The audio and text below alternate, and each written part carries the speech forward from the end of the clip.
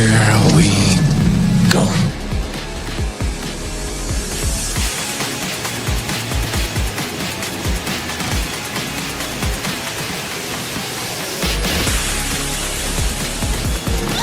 Just get those wonderful toys.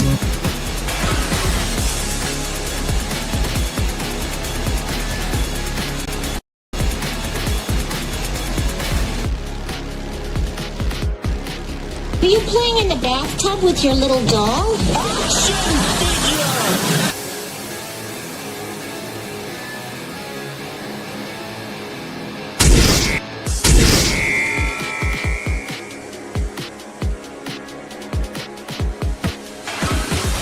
Consider this. What is the purpose of a toy? To be played with. Therefore, to not play with it would be Illogical. Damn it!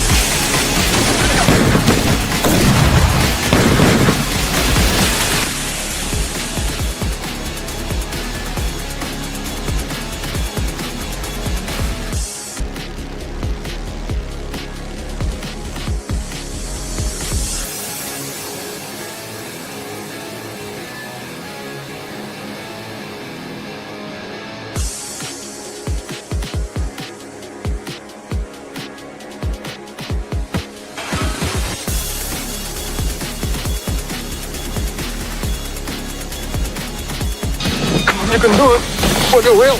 I don't want to go through life being a Wonder Wheel murderer.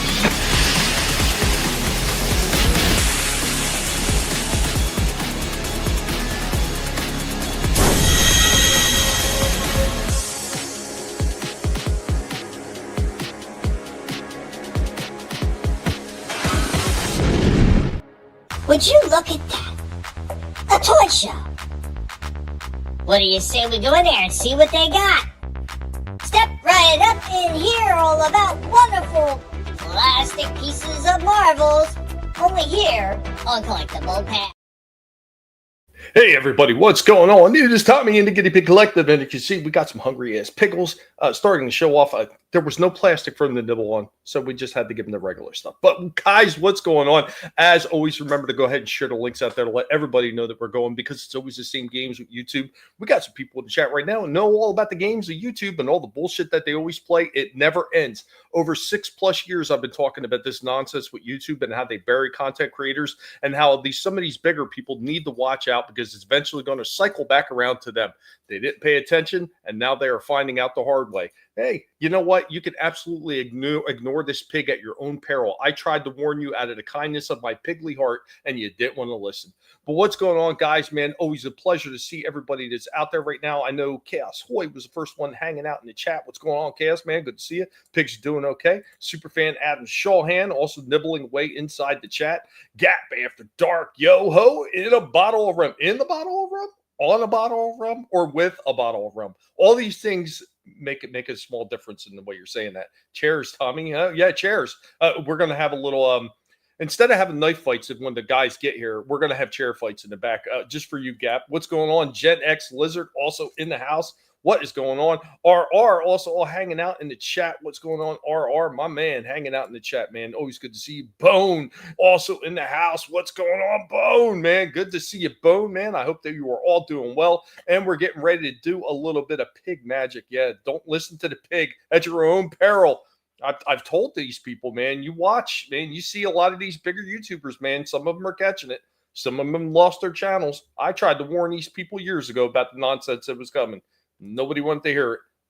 Man, you know, I've been doing it forever, and I have no expectations for YouTube. So other than getting upset that they're retarded, I don't get that upset about most of the other stuff anymore. And it's just not worth it. It's not worth it. But until everybody else winds up funneling, we're going ahead and we're going to kick it off, and we're going to talk about some toys like only the pigs know how. And we're going to set Indy onto that task for all of y'all, because Indy is the best at digging up archaeological history on some of these toy lines. Here we go with Indy kicking it off. How you can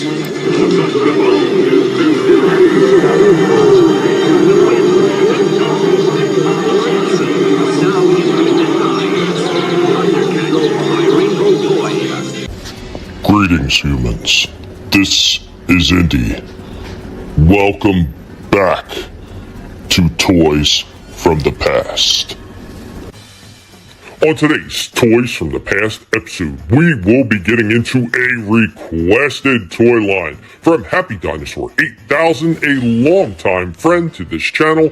Thank you, Happy Dino, and he wanted to hear about Sunman, and of course the line that it came from, originally known as the Rulers of the Sun. Now, Sunman was created by Eli Eason in 1985 for Olmec Toys, and was designed as a black superhero to provide positive representation after his son believed he couldn't be a hero because he wasn't white. A very tiresome trope, but I digress. Originally part of the Rulers of the Sun line, the figure was designed to be culturally relevant and intellectually diverse, boasting magical melanin skin.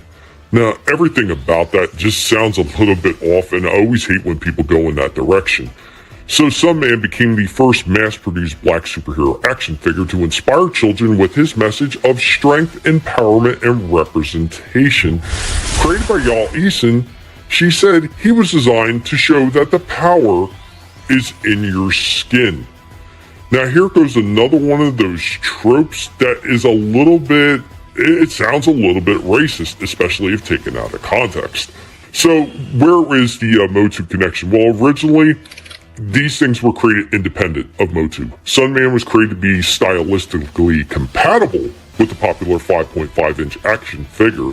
In 2022 is when Mattel released Sunman as part of the Master Universe Origins line. This did not do very well. I don't know if it's some of the messaging behind Sunman that made this do poorly, but it is also stated that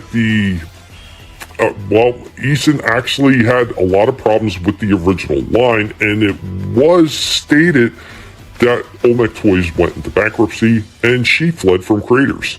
How true this is, I cannot say for certain, but that is one of the things that is out there on what happened.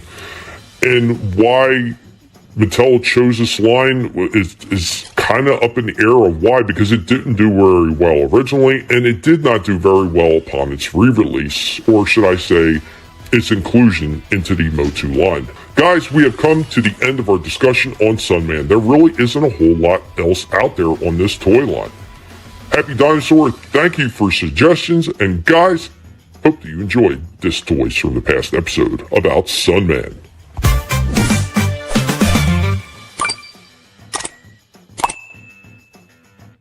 Thank you for joining me, Indy, on this Toys from the Past episode. There we go. Starting it off with Sunman. Unfortunately, Happy Dino is not here. I wasn't sure if I was actually going to do that one at first, because it's not something I would normally do, considering it doesn't have that big of a history. Because usually I reserve Toys from the Past stuff that's got a little bit more history. But upon looking into what history was there, I was like, you know what, I got to do this because it just sounds so ridiculous. The power is in your skin. The power of melanin, like all that dumb shit. Like, are you kidding me? It sounds so ridiculous that I had to do it. I want to re-release it, and I want to put it on the box. Where are the white women at? Where the white women at? Oh, a bone. I just heard a low battery smoke detector go off. Yeah, that's because Eastman was on the run from all the creditors. Oh. Oh, God. Beep, beep. That's some great work, Indy. Yeah, Indy finds all the best stuff. We take our time and look for the best stuff, and I know there's a lot of it you can wind up just getting. You can look for a lot of dumb shit off the Wikipedia and stuff like that, but never trust that damn site. Never trust it. They post up the lies on that damn site, and I actually go right to like some of the better ones that are like museum history type things and stuff like that, because usually you're going to find a lot better information on those anyway, stuff that you're not going to find anywhere else. Of course, I did find in my wanderings looking about stuff about Sunman, I did find one guy that sounded like on the border of being nicknamed Vineyard. In his opinion, Sunman. Oh, shit. Creditors not allowed. No. But there we go with our intro, and we're starting off with Toys from the Past with Sunman. Not overly inspiring, but I'm going to get us back into some toy stuff that's actually kind of cool. So we're going to get into our first review of the night, and this one, I wasn't sure what to think about this originally and what's going on Shifty Gizm, what's going on Adam, and what's going on Vinnie. I didn't say hi to you guys properly. And guys out there in chat, remember, if you see this and you see us going live, be sure to share it out to everybody you know that you can share it out on any kind of platform that you wind up using to be able to get this out further so we can get more people stopping and more piggy football traffic, because it's the games of YouTube. They like to suppress a pig. I call this speciesism. This is terrible. It shouldn't happen. Should never happen. We should bomb the people at YouTube. But but this review, I wasn't sure if I was going to pick this up. YouTube has 6 fingers, by the way. Yes, they do. Yes, they do. Hey, y'all, what's going on, Scrambles? Man, good to see you, man. Good to see you. What's up? Yeah, by the power of EBT. Oh, Jesus. Shifty slithered in. Yeah, right. Yeah, guys, thank you so much for being here. And like every time that you share this out, thank you again for all that. It does absolutely help us out. But as I was saying, I wasn't sure if I was going to get this one, but it was on clearance at Target. So once it went on clearance, I was like, you know what?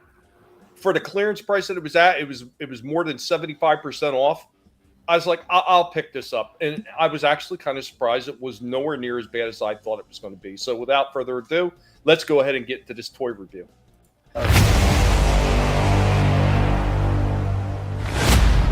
We are hanging out with the huge, the fluffy. We're hanging out with Indy of the Guinea Pig Collective, the archaeological pig. Indy, say hi to everybody. Stop hiding behind your lettuce. Here you go. Don't take the lettuce away, Daddy. Indy's hanging out with us because we're going to be showing off something that's kind of old school, even though this is not really an old figure. So what are we showing off this time? Masters of the Universe. We are talking about their sketchbook series, inspired by original concept art from Mattel. We are talking about Spikor, untouchable monster of evil combat. So this goes to the original one. I mean, check out the artwork that's all the way around the box. Now, I do have a second one of these, and the artwork is just slightly changed right here. So they did do a couple different ones, and they did change the artwork ever so slightly, but not by very much that I think it's going to make much of a difference whatsoever. But there we go with the artwork. There we go with the figure. Let's get it out, and let's take a quick look at this guy. So right out of the packaging, here we go with Spikor. Yeah, he looks a little bulkier, I think, in the original one. The spikes on this are a little bit on the soft side. These ain't like hard spikes, so I mean, this kind of interesting. Kind of reminds me more of a porcupine than anything else. So let's go ahead and put his tail on, and let's get out some of his accessories. Here we go with Spikor in a little bit of pose. If you are familiar with the origins, there are quite a few points of articulation that the original ones didn't have. Spikor can get down to a kneeling position, but he needs a little bit of help from his weapon and his tail. Here we go with Spikor in another pose and showing off his last accessory. He's got that trident that actually fits right over top where the other hand. You just pop the hand out and put the trident in there. The trident does have a little bit of movement right there. It does have a little bit of a pivot, but it doesn't really pivot very far. Final pose and a rundown and thoughts on this Spikor with concept art. I think this one is actually pretty cool. It has the standard articulation that most of these origin figures have. It has a pretty cool look. I like the spikes. The spikes are soft. You don't have to worry about him getting bent or broke or anything like that. He's got that really crazy looking little earring. He's got the big spike collar thing. Almost looks like something out of the Road Warrior with that. Pretty cool design overall. I gotta say, I like this one. And if you can find this right now, these things are dirt cheap out there. Like Target had these things on clearance for, I think it was like $9.99. Overall, I got to give this one, we can give this one an 8.5 out of 10. This is pretty decent for what it is. If it had just a little bit more articulation and a few points in this thing, like all the other origin figures, I could easily see this one going up to a 9. Guys, hope you enjoyed this one. And the Masters of the Universe. Real quick, say hello to T Hilton 29. What's going on? Shalom, and good to see you all, man. Good to see you as well. I hope that you're doing well. What's going on? The memes of destruction in the house. Take it easy on the chat. Don't destroy the whole damn thing, memes. Good to see you, man. I'm glad that you could make it. And yeah, Indy devoured that lettuce by the power of Grey Pig. And Gap also said can't wait for the action fired figure range segment. That's going to be towards the end of the show, unfortunately, because there was a few other things. But yeah, there you go with Spikor. What are your thoughts on that one? I thought it looked pretty neat. I've seen it a few times too in the stores. I think my Target still has it, but I didn't happen to see what the prices were. But yeah, not bad. Not bad. Yeah, I think I made a mistake. I don't think it was 30. I think it was actually like 30. I mean, 22 or something like that. 21 to 22, maybe even 23. I think I might have thought it was a little higher than what it was, but it was marked down to $9.99 on clearance. Nice. I was like, yeah, man, Sweet. that's a deal. That's an absolute steal for that. And again, the figure itself is not bad. It's got a decent amount of articulation, so I can't really. I mean, I know the colors look a little weird, but it doesn't look quite as big. You know how everything kind of looks weird when you see it from pictures, but when you see it in hand, it usually looks better. It was the same thing with those Godzilla TMNT crossover figures. They looked odd in the pictures, but they looked fantastic in your hand. Yeah, they really did. I saw one of them last time I went, and I took a double take. I'm like, wait, what the? Oh, yeah, that's what that is. Yeah. And it looked really good. I mean, I was tempted, but I can't spend like that. Yeah, man. There's too much shit out there. Well, I got a few more things for you guys before I hand it off to you because I really expected everybody was going to be running a little bit later. But I'm going to jump into something we haven't done here in a little while. Wait, what color was Spike Or originally? He was like blue. It was blue. I had the picture up there. He was blue. Yeah, blue with like a little bit of pink or something. Purplish. Yeah, I don't think they could use the blue on that design. On the one that you got because he would look a little bit too much like Sonic the Hedgehog. Right. Yeah. You're not wrong. No, like I said, I didn't mind this. Thought it was pretty cool. But I'm bringing something back we haven't done in a little while here. Bringing back collectible past trivia. Oh yeah. Oh man, so here we go.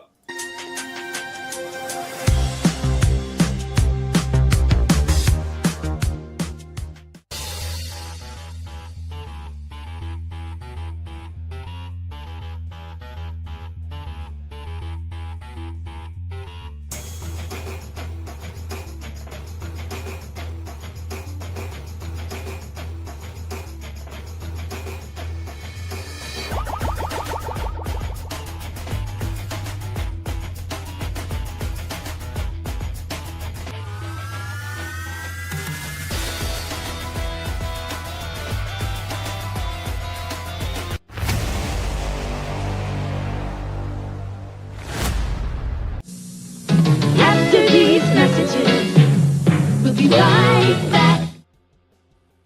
Yep, there we go with our question. Anybody want to take a gander at the answer to that one? Guys, of course, everybody in the chat, go ahead. Is it going to be true or false, man? Did they steal the design from the Conan the Barbarian movie figures that Mattel was designing? Did they steal that idea to make He-Man in the Masters of the Universe? Well, I heard some stuff at a toy fair, so it's kind of yes and no. I'll let everyone kind of decide, but I did hear from someone who was involved in some of that stuff. So I would say that Conan inspired them to do the universe, but I don't think they stole the designs probably. So I'm gonna say false.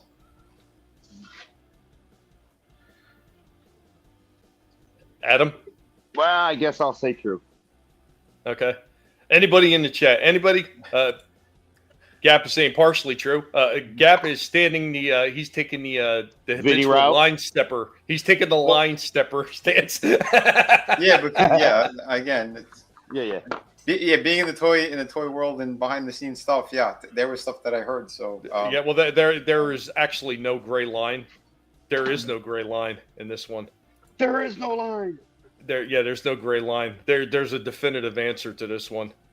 So, guys, we're going to go ahead and we're going to tell you that answer right now. I know some people may be shocked, and I will explain why.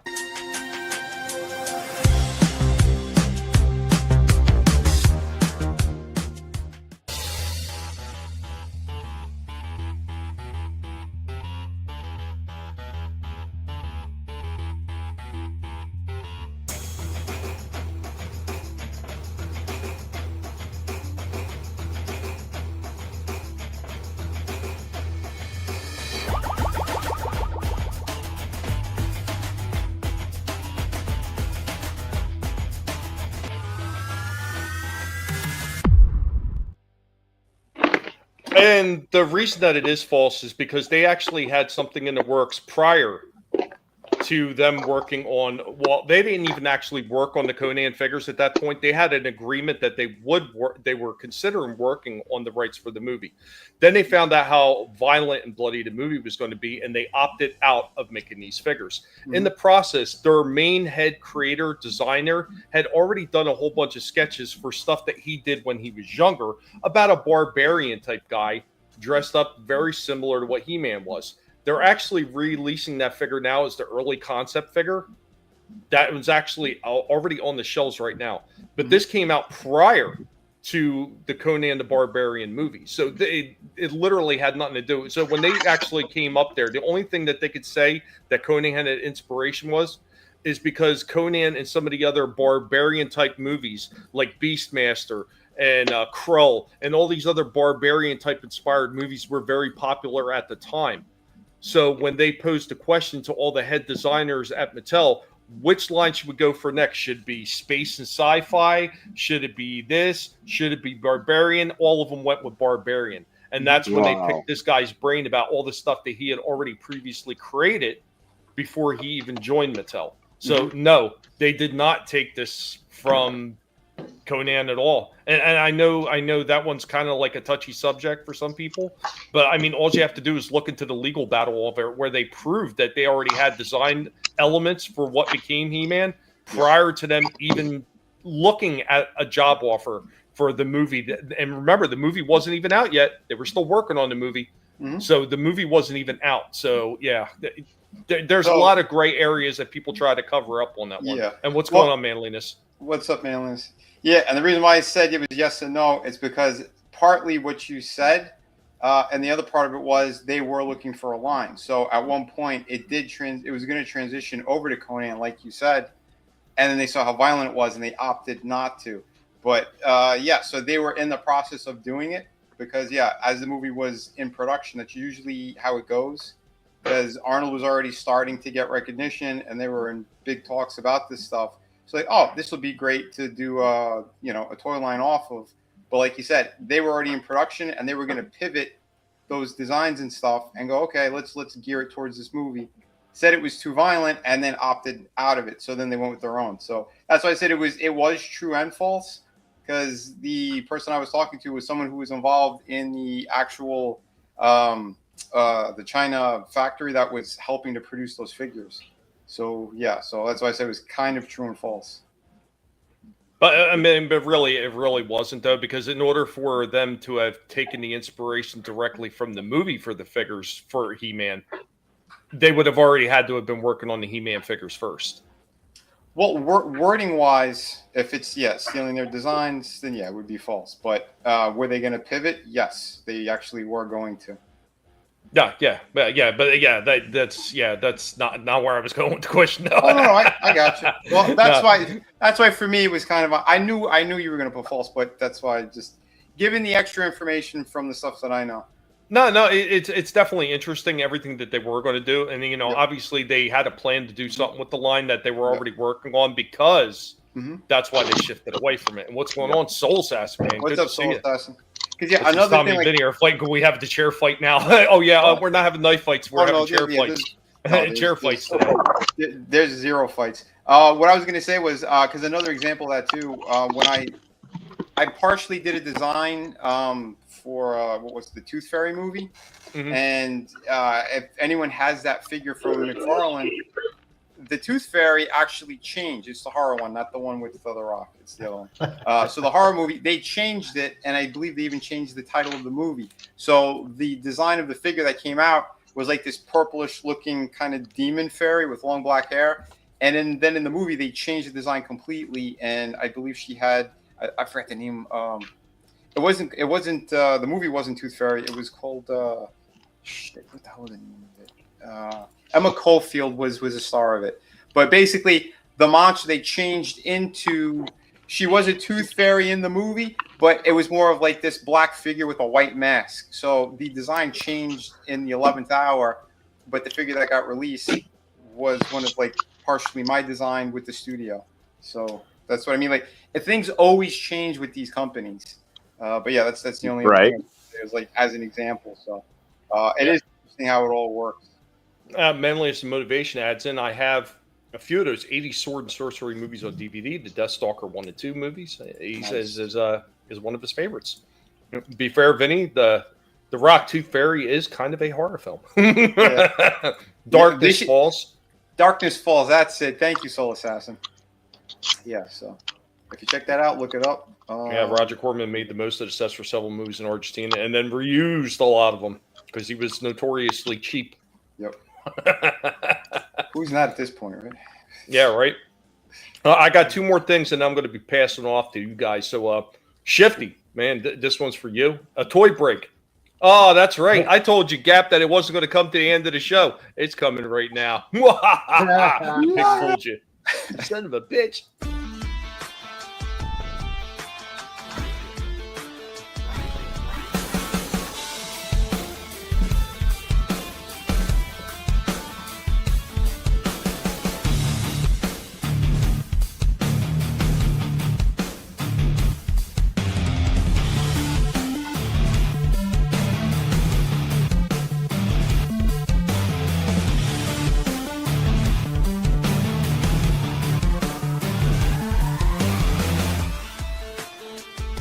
Every once in a while on these lots, you wind up getting some super fugazi shit.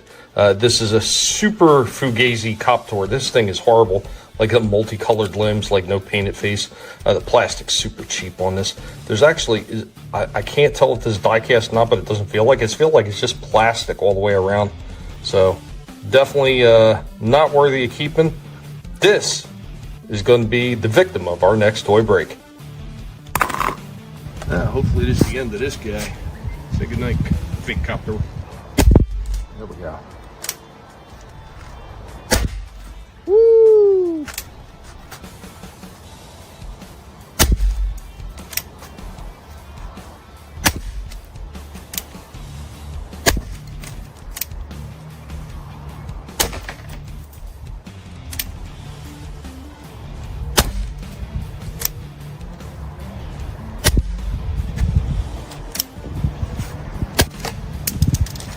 That's that. Guys, this was an absolutely quick toy break. As you can see, yeah, this thing went into a whole assload of pieces, man. It just blew this thing to shreds. And actually, you know what? The top and front of this actually was die cast, and that BB gun still fucking tore it apart. It shattered the die cast. So how about that shit? You can hear that shit. That's die cast. It shattered it. That BB gun is no joke, man. But guys, that's it for Fake Copter. Hope you enjoyed this toy break.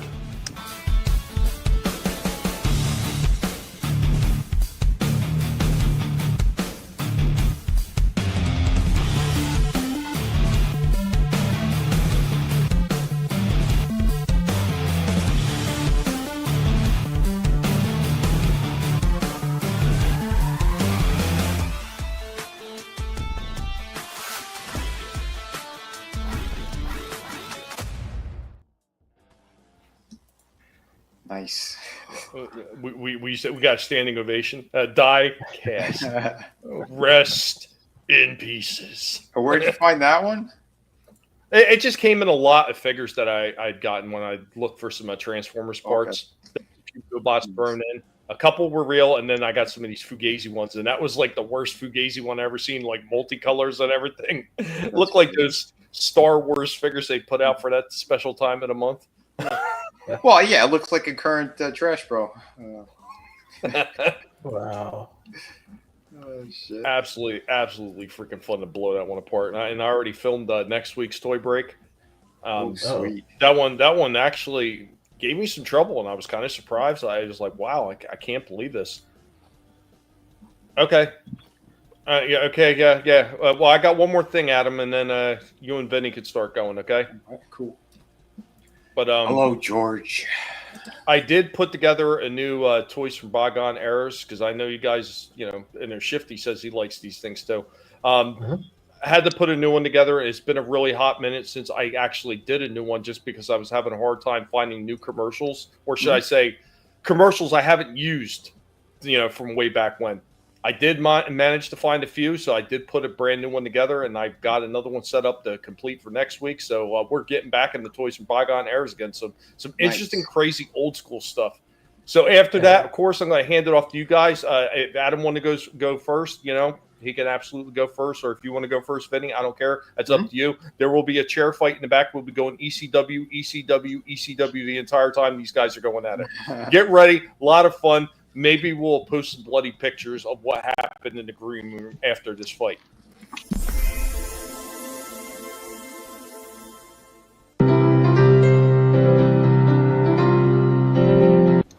I am your Professor Indy of the Guinea Pig Collective. Welcome to Toys from Bygone Eras. Look, Mom, look, I made it. I really made it. Hey, that's really neat. It's Mattel's new Sculpt Your Craft kits. They're fun. They're easy. Just press the clay into the crevice. Then with the sculpting tool, make it smooth, make it rough. You can even add your own creative touches, all in about 2 hours. Did you really do that? All by myself? Wow. New Sculpt Your Craft kits. Sold separately from Mattel. Escape pod landing.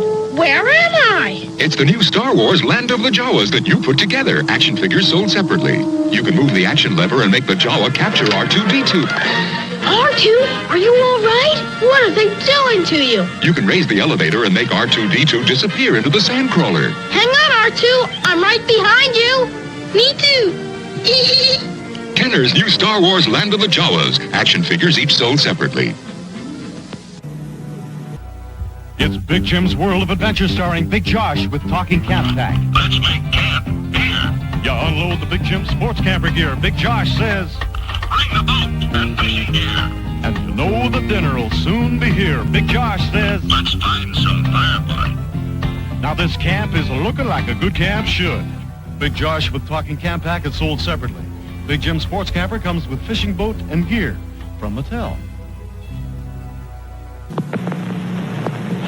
New Star Wars radio-controlled Jawa Sandcrawler. Let's find some droids. 2 9-volt and 2 D batteries not included. The Jawa's got the Death Star droid. Action figures sold separately. Up the elevator. He's in. By radio control, you can make the Sandcrawler travel almost any direction by going forward, backward, then forward again. Now we'll find more droids. Star Wars radio-controlled Jawa Sandcrawler. Action figures each sold separately. New from Kenner.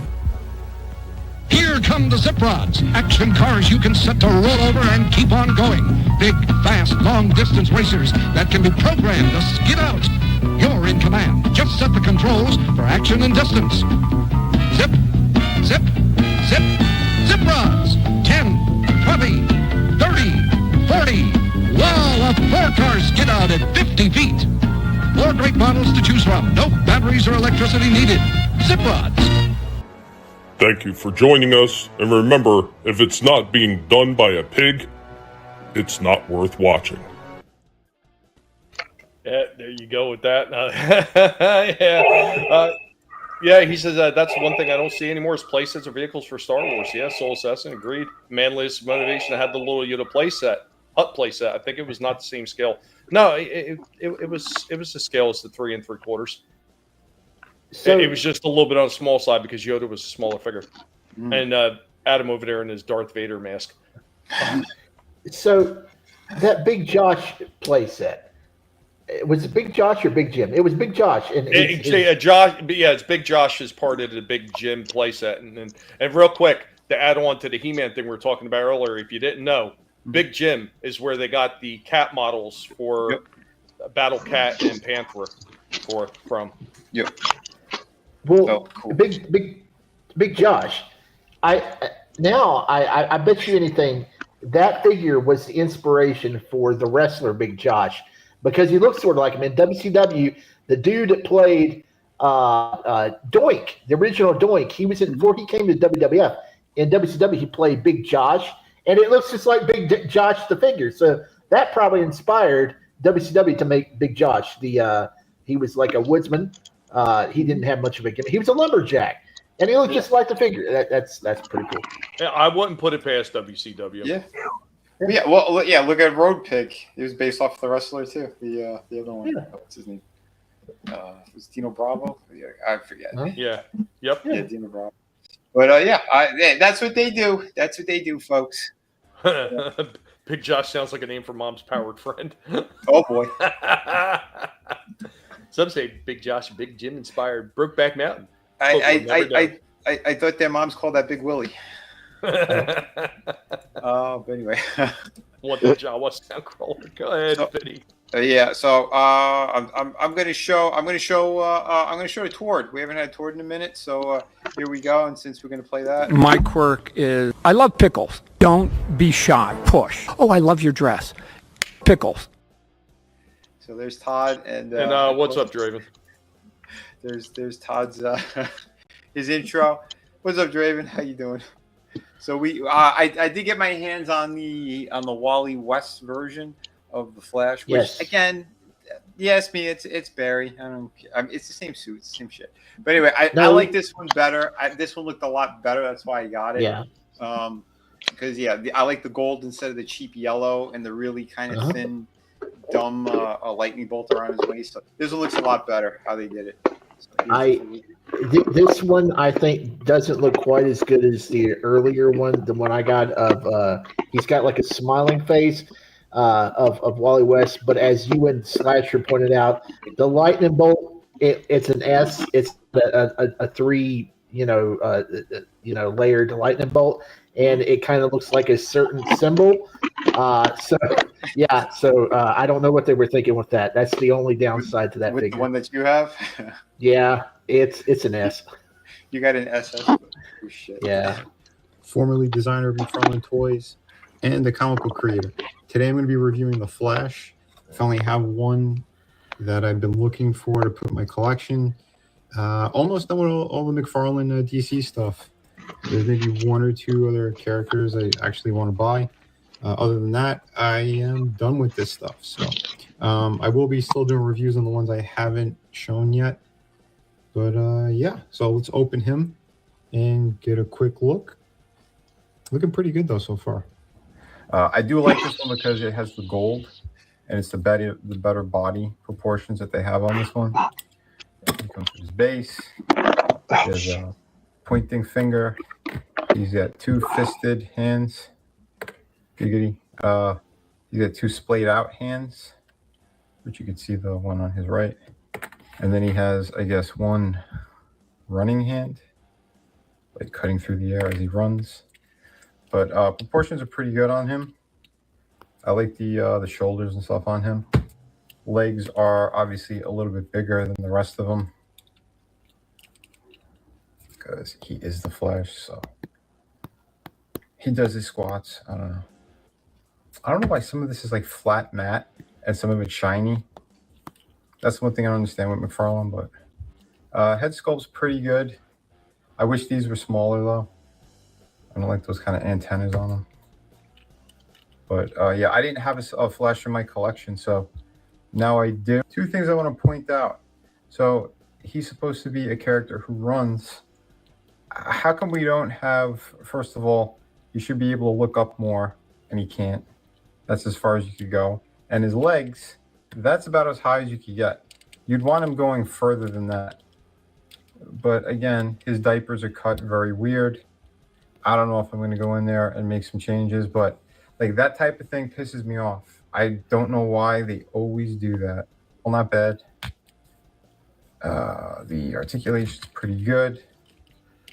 Diaphragm joint, pretty nice. You know, the standard McFarlane stuff we got going on here. But all in all, it's a pretty good figure. I can still give him about an 8, maybe an 8.5, the highest out of 10, because it is still pretty good.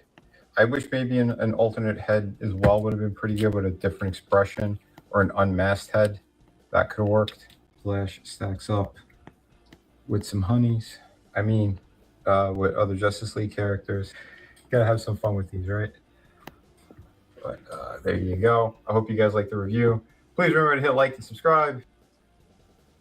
So there you go. I think he is a pretty nice figure. I'm happy I have him because like I didn't have a Flash, And I really wasn't going to get an Aquaman either until I found that one that was like $12. But yeah, not too bad. I pretty much have the Justice League that I wanted. But yeah, for his ending of the line, pretty much, like, there is still like one more figure. I do want the Black Canary, but we're going to be talking about that stuff later. I know Shifty's probably itching to talk about that stuff, but yeah, we'll hit that a little bit later tonight. Because, man, yeah, we're all in agreement. There's a figure we were going to get that we're not going to anymore. I thought everything that they showed looked like absolute trash, but Manlin has had a couple of additions to that figure. He said he'd be faster with 2 lightning bolts. He also said with 2 lightning bolts, he could come with an oven play set, and the diaphragm joint keeps Iris from getting him pregnant. Oh, no. Pregnant. Oh, no. Not the oven. Oh, shit. Son of a bitch. But yeah, not bad. Like I said, yeah, out of all the ones coming out, I still do think Canary looks pretty good. They actually gave her a proper fishnets, not just painted. And she has 3 different face plates, and the jacket comes off. So, like, I'm happy that you're doing different things, but that'll probably be it for me. I think her head looks like trash, dude. Like, it doesn't even... There's 3 of them. There's 3 face plates. Well, the one I seen that they were showing in that big group shot, it doesn't look right. It almost looks like a mask of a face. Because it looks like too over proportioned for the neck. Well, I agree. We'll get into it. Yeah, because like there's a bunch of horrible shit that he's fucking done. But yeah, we'll go over that, no problem. What is it? A Canary Buffalo Bill? Well, yeah, the yelling face looks like shit, and then he's got another neutral face that looks bad. The one that's a little bit smiling looks decent. I want at least one good head on that one because the rest of the figure I think looks pretty good. So like I said, I want to finish off one of the last characters that I've been looking for a while. Because all the other old DC shit, like, oh my god, forget about it. They were impossible to find. Comic shops charge way too much money for them, and none of them are in scale with any of this shit. So, yeah, I don't know. And I honestly, and I'm losing kind of hope in Mattel anyway. We haven't seen shit from them in regards to those figures. And then they're going to be harder to get since Target is like cutting their inventory, and a lot of these other stores won't carry. So I don't know if it's going to be just online or comic book shops. I'm probably not going to collect any of the newer shit because it's going to be an arm and a leg. So I don't know. But here I did find something that talk about a super steal. Shifty. I hope you have your brown pants on because yeah. Okay. I know you like your deals, and this deal was fantastic. So I got 2 black figures, or Black Series figures, rather. They're both white. Oh, wow. But check this out. Are here, formerly designer McFarlane Toys, and today I wanted to show you a pretty great deal I got. So I got these Ross, and pretty cool. I got him. This guy was extra discounted. I really didn't have any intentions on buying him. I did like this character, though, from the Jedi Survivor game that, I was playing like last year. I still got to finish it, though. But pretty awesome character. And I went, oh, but somebody had ripped off the damn tag. So I went to go scan this one, and I asked the lady if I could do that. And she said, oh, yeah, no problem. And she just threw this one in, or she tossed them in for me anyway. So technically I was just using the scan for one to pay for that one, and she gave me them both. So all I paid was $5.49. So thank you, lady at Ross. Wow. Right? I was like, Shifty's going to be proud of me. Yeah.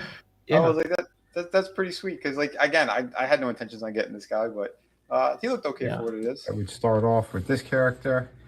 I got my very first Phil Collins figure. It's Jude Law. That's Jude Law, but can you feel it in the air tonight? He does look like a young Phil Collins. I mean, I guess he's kind of there. Lighting, you kind of see it's him. But Shifty, not too bad. Power. That's right. I think he did a pretty decent job with him. He has some kind of butterfly joints in there as well. He comes with his little pirate pistol that you could put in the holster. Decent articulation for what they are. Yeah, you got a little bit of I got to say, it's one of the better Al Bundy figures that I've ever seen. Yeah. Well, I don't know. I think it looks, out of the three of them, it looks more like Phil Collins. But yeah, I see Al Bundy in there too. But I don't know. Maybe you could use it as like Bundy! custom fodder. Here, we'll make him look like he's been in the desert or something. And see, with that thing on, he looks just like he did in Dutch. There you go. I never seen the show, so I know nothing about it. And here's our handicapped dude from the Jedi Survivor game. I think it's... I'm thinking maybe that's why she gave the one for free. She's like, oh, this poor guy, he's buying a figure that's missing an arm. The Dakin or Dakin, I forgot how to pronounce it, but he's a pretty cool villain. And I think they did a beautiful job with this thing. And yes, he is missing an arm. Again, part of the game. He does have his double-bladed weapon there, his lightsaber. Looks pretty cool. Articulation's actually pretty good in this guy. You know, nice range, good motion in there. A little bit of a butterfly joint. Pretty decent. You know, he's got a nice ball joint in the waist. Splits are pretty good. This is interesting how they did the knees. It's kind of like hidden. So yeah, they do that for like every Jedi. Yeah, pretty decent rocker. The baggy pants. Hinge. Hey everybody, Vinnie Art here. Yeah, I thought it was pretty decent. And like I said, I like the video game. So, and he's a pretty damn cool character. Like I got, like I said, almost to the end on that game. Eventually I'll have to play it again. But yeah, no, really nice stuff. And again, getting two figures for under $6. Yeah, that's a win. Yeah. That is a win right there. So, well, I did not, but if I had the chance, I would have. Yeah. I did get some of those type of deals around Christmas at Ollie's. They had the ones that they couldn't sell for like $2.50. So yeah, but those are cool because those are recent figures, and I'm just a little bit, I go ahead. I was going to say real quick, Adam, dropped out. Adam, if you make it back, buddy, we'll be waiting for you. Yeah, man. Yep. We'll pull you right in. Yep. I'm probably not going to be going out to doing the toy hunts much here in the future. So, yeah, the raw scores are going to be hard to come by for me now. So, but I'll just have to sit there and live vicariously through your deals that you find here and present on the show. Yeah, they'll be sporadic because again, I can't really. Yeah, this is the Wally West I was talking about. I think he's probably the best looking Flash they made, except for that lightning bolt that you and Slasher pointed out. Mm-hmm. Yeah. What's going on there? Yeah, it's an interesting lightning bolt for sure. Yeah. Damn. Yeah. I mean, I don't know. Like I said, the one that I got feels more like Barry. Doesn't feel like Wally. This one feels more like Wally since he's got the thinner frame. That's why I said for me, the one that I got was fine. This is still nice. I never saw this one in person, to be quite honest. I think this is a Walmart exclusive. Oh, okay. Well, then that's why I didn't see it, because my Walmart barely carried any of these effing things. Yeah. This is from like 2022 or 23. Okay. It was early on. Yes, I definitely didn't see them. But I do like that the lightning effects on him make more sense than the what they've done later with these other figures. But yeah. Still pretty nice. At least the smile looks good. I don't know if I'd put black around his eyes, but yeah, I don't know. It's still pretty good. Yeah, there's a lot of people that complain about the smiling face. They say he's Jokerized, but I don't know. I think it's fine. It don't look Jokerized. I think it's fine. It's fine. Yeah, especially again for Wally, that's fine. Yeah, like I said, you could tell it's a slightly smaller kind of frame. But yeah, all in all, I can't really complain either. Like with the one I have. Other than like the old lady pants he's got on there, the diapers, but I might cut up around so that he could get in a better running position. But that's not a big deal. So not too bad there. The smile seems a little off in some way. Not really a Joker smile, yeah. Mm-hmm. And he said he once seen 2 lightning bolts tattooed on a member when he was doing drug strings. Oh no! Oh no! Oh no! Well, what do you call it? Speaking of joke, the other guy, what's his name? Gypsy Crusader. He's got those lightning bolts tattooed on him too. But we saw him fighting on Saturday. That was fun. Oh yes. Yeah, that was something. Yeah, it was. Okay, I guess I'll pull out another one then. I also found this character, also from the video game, which again, Tommy, look away. I know you don't like Star Wars at all, but I love the video game, and yeah, this shit was cool. So I found the other character who I was looking for, the Night Sister Merrin, and this is actually a surprisingly good figure. The way they did articulation and shit, but I'll show you. Former designer of McFarlane Toys. Today, I'm going to be reviewing one of the Night Sisters. This is Merrin from the Star Wars Jedi Survivor game. She's a really cool character. She's in both games. There is an awesome sequence with her, the main character, Cal Kestis, which is pretty damn sick. But I like the character a lot, and yeah, I figured let's open this one up, give you guys a nice review on her. So there you go. You can hit pause if you want to read the back of that. But let's get into the figure. She's from Dathomir as well. So here is Merrin out of the package and up close. I think she looks fantastic. The texturing, the detail, the paint work on her. They did a really, really great job. And I like the articulation on her too. Yeah, it's subtle little movements that you could get out of them because there's like a lot of hidden ball joints and stuff like in the neck. There's one that's in the base of the neck, like full range there. She does have somewhat of like butterfly joints. The single jointed elbows go like past 90, so that's great. You have your standard wrist joints and stuff. She does have a ball joint in the waist, and this is like a separate piece, but you can't really tell. Like they may look the bottom of it is part of her sweater. So like they did a really good job. Splits are pretty decent. You know, you have your, well, there's no upper thigh. I thought there was. But there's a little bit of movement up there anyway. She does have all the articulation by the knee where it swivels and hinges. Boot cut, rocker, all that great stuff. There's how she scales with the villain of the game. Pretty cool. Here is Star Killer as well. Like I said, I have a few Star Wars series, but again, these are the characters that I like of the video games and stuff like that I've actually enjoyed. So I want to kind of show you some of those. Her effects. So or her accessories rather. She comes with this cool magic effect, her staff, and her dagger.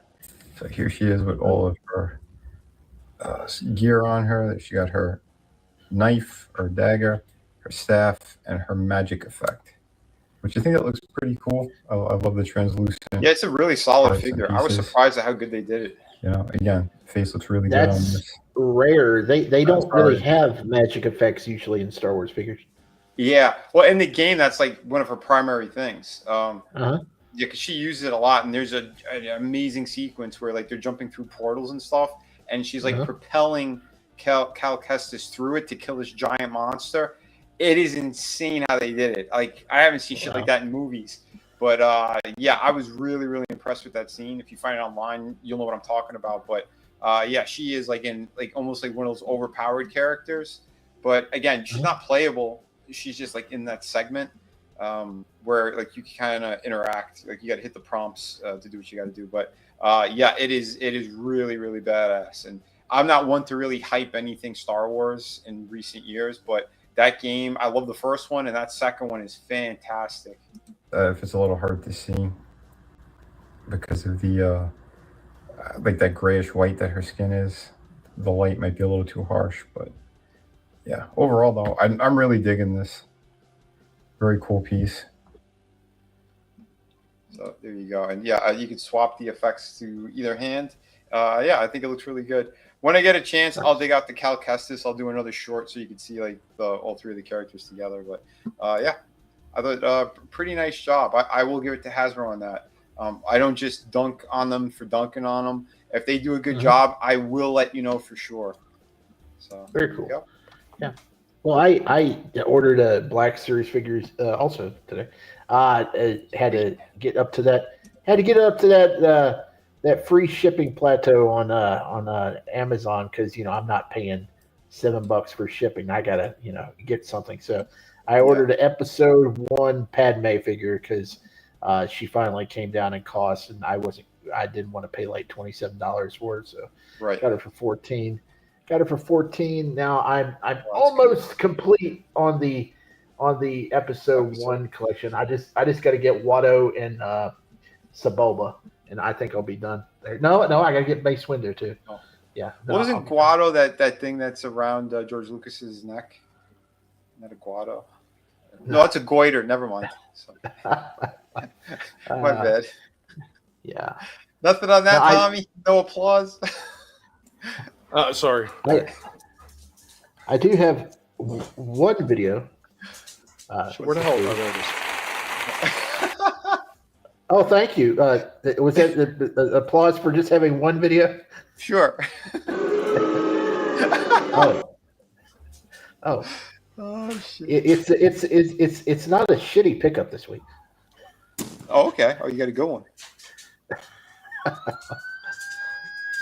Oh, what's this? What's going on? We need an ambulance. Wait, all the shitty talk. Apparently last week. Fuck. 1 second. Come on, Shitty-gism. What are you doing? Hold on. Oh, Jesus. No. I actually got a lot of my Star Wars figures when I was first collecting them. I got them at a lots and auctions on eBay, and I was getting like, a lot of good figures. I'd be paying like $150. I get like 12 figures. Wait, did you not get the joke, Shifty? Huh? Did you not get the joke? There's a joke. I don't. He said you got black figures at auction. Oh. Okay. I was waiting for it. I mean, he's quick on that one, but oh shit! All right, we'll play this instead of being retarded. So here we go. Back with another video, and Simpson figures. This is a follow-up video. A while back, I bought this one at Ross for $8, and I was like, yeah, they got some cool figures in the line. And I started picking up, some other characters I thought looked neat, like Krusty and Barney, and then these started going on clearance at Walmart for like $8, and they went down to $5.50. I think they're still $5.50 right now. And I got Homer and Marge, and I was like, man, I'd like to have the complete family, but the red shirt Bart is out of print, and you can't find Lisa anymore. So I was looking for the 4-pack, and yeah, I found it on Target's eBay site. I think it's called Bullseye Deals. I got it for $22 shipped, so that was pretty neat. So now I'm going to take my Homer and Marge back to Walmart and see if I can. Well, I'm going to take these two back to Walmart and see if I can get money back for them. Hopefully I can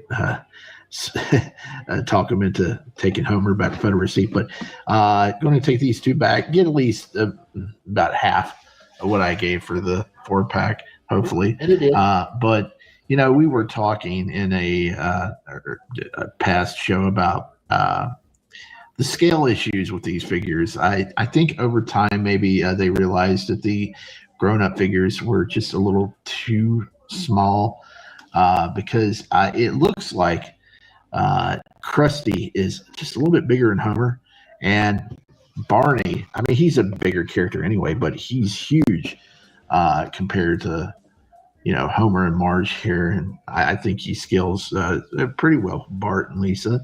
So I don't know, maybe they actually did increase the size of the figures as after they made the initial 5. But yeah, I got these along with the 4-pack, and I got Millhouse, and I got 3 more of what's released that I want to get. I want to get a Groundskeeper Willie, Otto, and Abe, Grandpa Simpson. I don't know if they're going to continue the line or not. I mean, having them on discount as much as they are over at Walmart is not a good sign, but maybe, hopefully, we'll see. Simpson figures, cool stuff. Hey, what's going on? Is Shifty back with another video? No, I wouldn't, just because something was on clearance, though, I wouldn't even worry about it because I see a lot of mainline toys that are constantly on clearance. Yep. Okay. You see it all the time with Transformers, like Studio Series 86 and everything. Even though Studio Series 86 for Transformers is one of the bigger sellers, you still wound up having a few figures that wound up on clearance, like that Bumblebee that was clearanced out for like, what was that, like $16 or something? Oh, dude, they had that everywhere. They made way too many of them. That's the problem. That's the problem. They made way too many of the Bartmans. There's Bartmans everywhere. There's like 40 Bartmans in my Walmart, and they can't get rid of them. And that's why I think they're not ordering any of the newer waves, because that Bartman came out in like wave 3, and they're up to wave 6 now, and I haven't seen anything past wave 3 in my Walmart. So that's why some of the newer figures are hard to come by. And that's why Grandpa Simpson's sitting at like $25 if you want them. But I did find a deal today through a third-party seller on Walmart. I ordered let's see, Groundskeeper Willie Otto and another red shirt Bart and Homer for $26. So that's like paying like the basic $13 that they usually came for Otto and the Groundskeeper Willie, which I wanted. And I'm getting a free Homer and Bart, which I can maybe take to a different Walmart and get like $5 a piece back. So yeah, if they let me, I'm sure they will. Because I didn't have no problem. Like, hey, will you take this without a receipt? Sure. Let me give you a gift card. I said, thank you. So, it'll work out. Yeah, all you have to do is, as they say, you just got to, as RR says, you got to just pull the Shifty switch. Yeah, the Shifty switch. Yeah. Or I can, just try to, well, actually, there's a comic book shop up the road, and then he gives like 30% of what they're worth. I mean, like $3 or $4. I don't care. Give me a few bucks. I don't care. I get something back, but, I got those two coming, and I just got to get Grandpa Simpson because he's the coolest figure of all of them. Well, he's the coolest character that they ever made. Yeah. I need to get that one, and I'll be done. Hopefully, until they like release like somebody else that I want, like Chief Wiggum. Well, yeah, or like I don't know, Patty and Selma, or like Itchy and Scratchy and. The only way is Patty and Selma for you is if they each come with a pack of Marlboros or Winstons. Yeah, they should.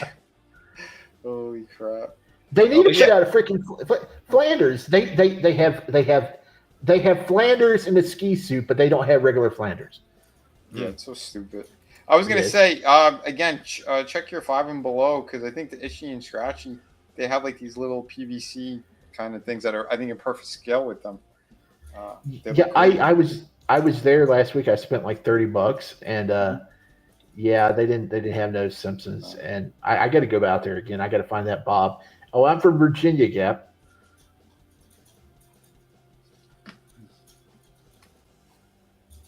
Awesome, pretty neat stuff here. Well, it's not awesome. No. I was saying that, but it's. Oh yeah, I would love to be anywhere but Virginia, but hey, damn it. No, I'm talking about my computer. Oh, it was black screening. That's why I'm like, oh, awesome. Oh, okay. Just black screening out as I was getting ready to click on something. Okay, so why I still got the screen? I got another one. We're coming back at the Guinea Pig Repair Shop. I did some more working with some of these figures. So if you guys had watched the last repair shop that I showed on Collectable Past, we did a little bit of whitening with a couple of figures.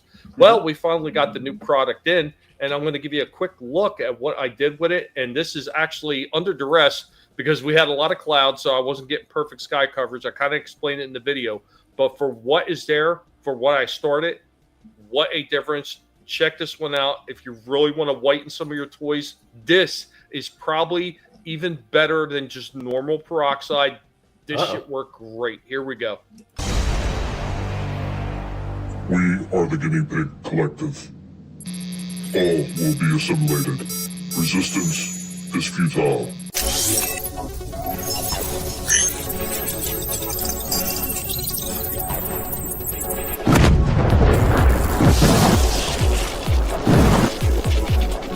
And here we go. There are 2 searchlights. Obviously, this is the yellow one, and this is the one that I'd already done peroxide on. Well, today we have the new stuff that came in to try to whiten this guy. And here we go. It's called Developer. Now, you usually get a Developer in a gel or a cream.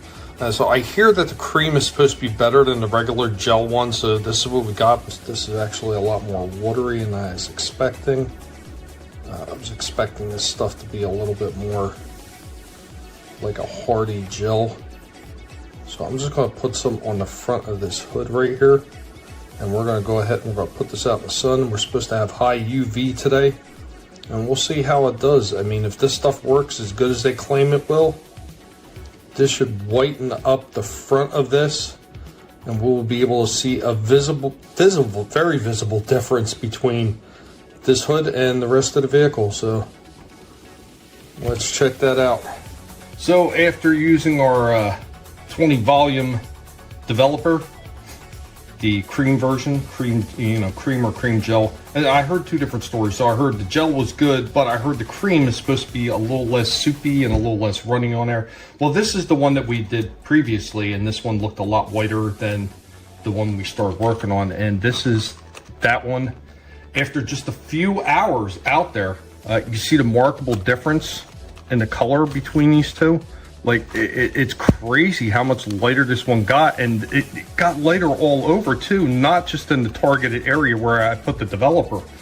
That's kind of nuts. The one thing that is really cool though is where the hydrogen peroxide absolutely lightened these side stickers, did not lighten these ones.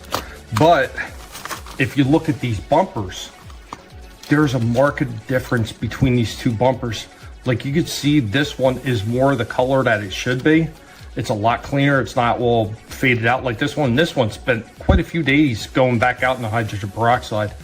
But we had a few days where we had some really high UV, and man, the day that I put it out there in the developer, this one did really well. The underside, not quite as good as this one yet, but I get another day with a high UV and put this thing out there. I'm pretty sure that I could really get this one all the way back to full white. I mean, what a huge difference just after maybe 4 hours and not even full sunlight.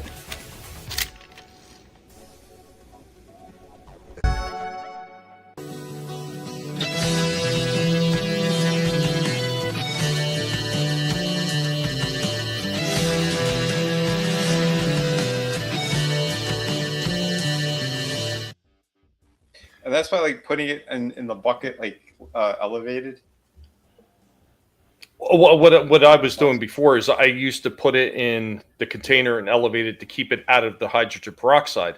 But Right. with this stuff, I didn't need to do that. Or you just put it out. Just put the cream right on it. But I thought for sure that it was only going to target the hood. No, it did the whole damn vehicle. Oh, I know. Yeah. You showed me the other day. I was like, holy crap. And do you have to wash it off? Or you get like a damp rag? Yeah, just damp rag and wipe it up. And what's going on, Padre, man? I hope you're doing well. You can't stay. It's all right, man. It's good to see you. Thanks for stopping in for a moment. What difference a little chemistry makes, yeah. And somebody else said before I hand it back to you guys, says he was saying you can use rubbing alcohol and figure stains. You got to be careful with rubbing alcohol. It will absolutely destroy older plastics. You got to be careful with that. Same thing with mineral oil. Certain plastics, it will destroy it. Should we be concerned that the Guinea Pig Collector have an expert in chemistry? Yes. Also acetone. I was cleaning off the paint on some of them DC figures. And if you leave it on too long in certain spots, it will start to eat through and change it from here's one I bet you never even thought of. So let's say you have a bunch of figures. Let's just say somebody was a smoker and you just wanted to try to get the smell, and like you throw it in, throw in a couple of damn it, the little incense cones or something like that into a box to try to like suck the dirty smell out of the plastic. Don't let the damn incense cones or sticks or anything touch any old plastic toys. It will melt them. Oh, wow. I found that. I put them in with some old figures, and somebody had shook the box or something, and one of the cones rolled over and it laid on top of one of the Transformer figures. It was like It was one of the Technobots. There was the little light speed or whatever. It was the little red car, the little weird red race car, and it melted the whole front of the freaking the car. I was like, damn, I couldn't believe that shit. Wow. Wow. That sucks. He didn't melt the figure. That'd be a cool segment. Yeah, well, I mean, I've done plenty of that with the shit that I bought. Boom, boom, pow, pow. I've got more fireworks coming. I'm trying to figure out a way to turn a figure into a giant freaking incendiary device. Go ahead, shit. So what was that? He just wanted to interrupt us for quiet time. That's all it was. I don't think he's even on the show anymore. Wait, you gotta yeah, from the top. yeah. Roll that back like Walmart's prices used to do. Right? Did I drop? Yes. Yes. Oh wow, I didn't even notice. Okay, Soul Assassin asked about Apu if they made a figure of him in this new line. No, they actually retired the character about 5 years ago, or maybe longer than that. He's not around no more. But they did make him in the old series from Playmates. And I was looking over the list of those figures the other day. Wow. They made everybody and every alternate you can imagine from that show. They made play sets. They made vehicles. Man, that if I was collecting figures back then, I would have been all in on those things because they were cheap and they were awesome. And let me tell you, you could just spend all day looking at what they made, and it's just mind-boggling. And, yeah, it is. Wow. Yeah, I had a decent chunk of those, and then I basically ended up getting rid of most of them. I think I just have the main family somewhere, but yeah. Nice. What's going on, Chaos Hoy, man? Good to see you. I think Tommy, you said your mom has some. Well, yeah, she has a few of the older ones. Oh wow, cool. Yeah, what is that? 20, 25 years old? Yeah, it's old. 2005. It's old. I know she's got one that's like a giant, one of the giant 10-inch or whatever the hell it was. Not Barney. Mo, because she liked Mo. She's got like one of the larger Mo figures. Then she's got Mo's Tavern that came with Duffman. Yep. Then she has a couple other things. I forget exactly what they were, but she had a few Simpson things. I think the only way to get a Pooh was you had to buy the Quickie Mart. Quickie Mart. Yep. And then they made his wife, and then they made a set with two of his kids, and then the rest of his kids come in like an accessory pile. It's crazy. Holy shit. Yeah, I had the Quickie Mart. I had him. Dude, the lines were just... That's what was the fun about it, is they gave you so many different options with characters. Like, if you if you haven't really seen them too much in the cartoon interacting with those characters, they might not work, or they may only have like one line. But the ones that were like always in there, they gave them like, I don't know, 10 to 12 lines a piece, something like that. It was pretty wild. Wasn't expecting that, but they really seemed to give a shit back then. Yeah, I mean, I would like something like that for Bob's Burgers. Just give me the diner and their apartment, and then like the basic family and Teddy, and I would be happy. Yeah, that'd be great. All right, guys, I'm gonna give you guys the option. What do we got? So, Indy's toy history lesson, or do we go for a Pygmation? Oh, come on. You know what we're picking. We want to see that Pygmation. All right, man. We're going for the Pygmation. That will lead into a spotlight right after that. And here we go with that Pygmation. Guys, let me make sure that the comment section thing is off. Yes, it is off, because every time I play it gets in the way if that thing is up. But here we go with tonight's Pygmation. Hope you enjoy. We are the Guinea Pig Collective. All will be assimilated. Resistance is futile. Why can't I take off? Take alive! You couldn't handle it. Take alive! Think go on! We are Commander.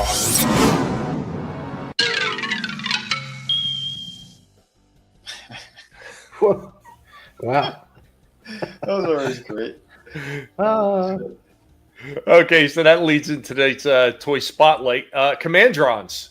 This is another one I'm sure a lot of people may have seen this shit in passing. I may not have known anything about it. I do have a couple of these things, and I thought that was one of the things that we probably should talk about. So let's go ahead and get into tonight's Toy Spotlight.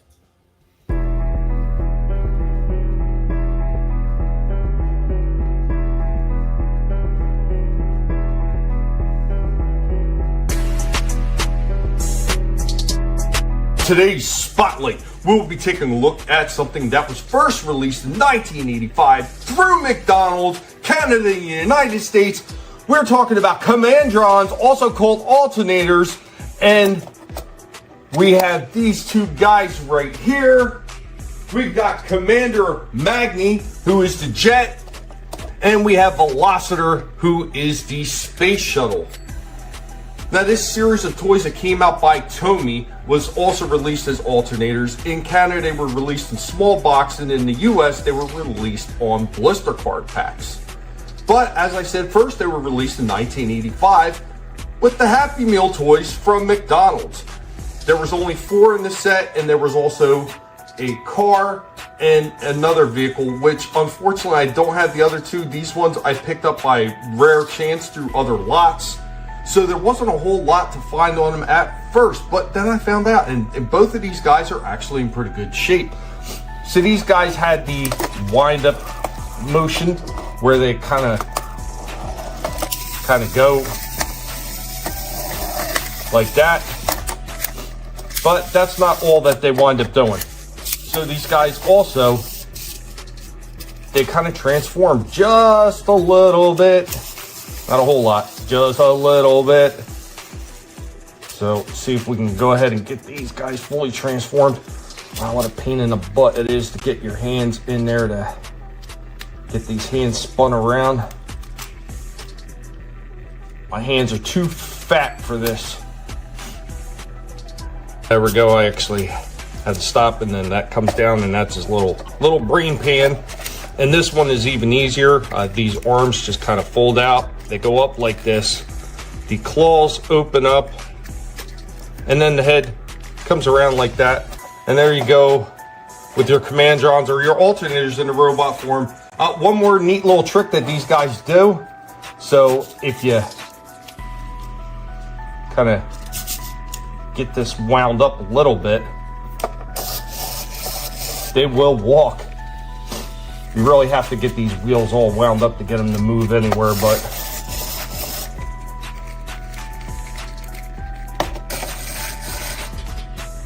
yeah. And there you go for your Commandrons or alternators from 1985, and then they were released again in 1986 and 1987. Guys, hope you enjoyed this Spotlight.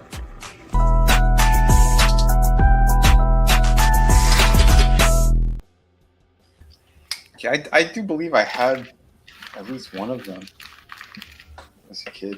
Yeah. So here's a little funny thing. So this is obviously, it's before Takara wound up buying Tomy toys because, you know, as everybody knows, if you know Takara well enough, they became Takara Tomy when they bought out Tomy toys.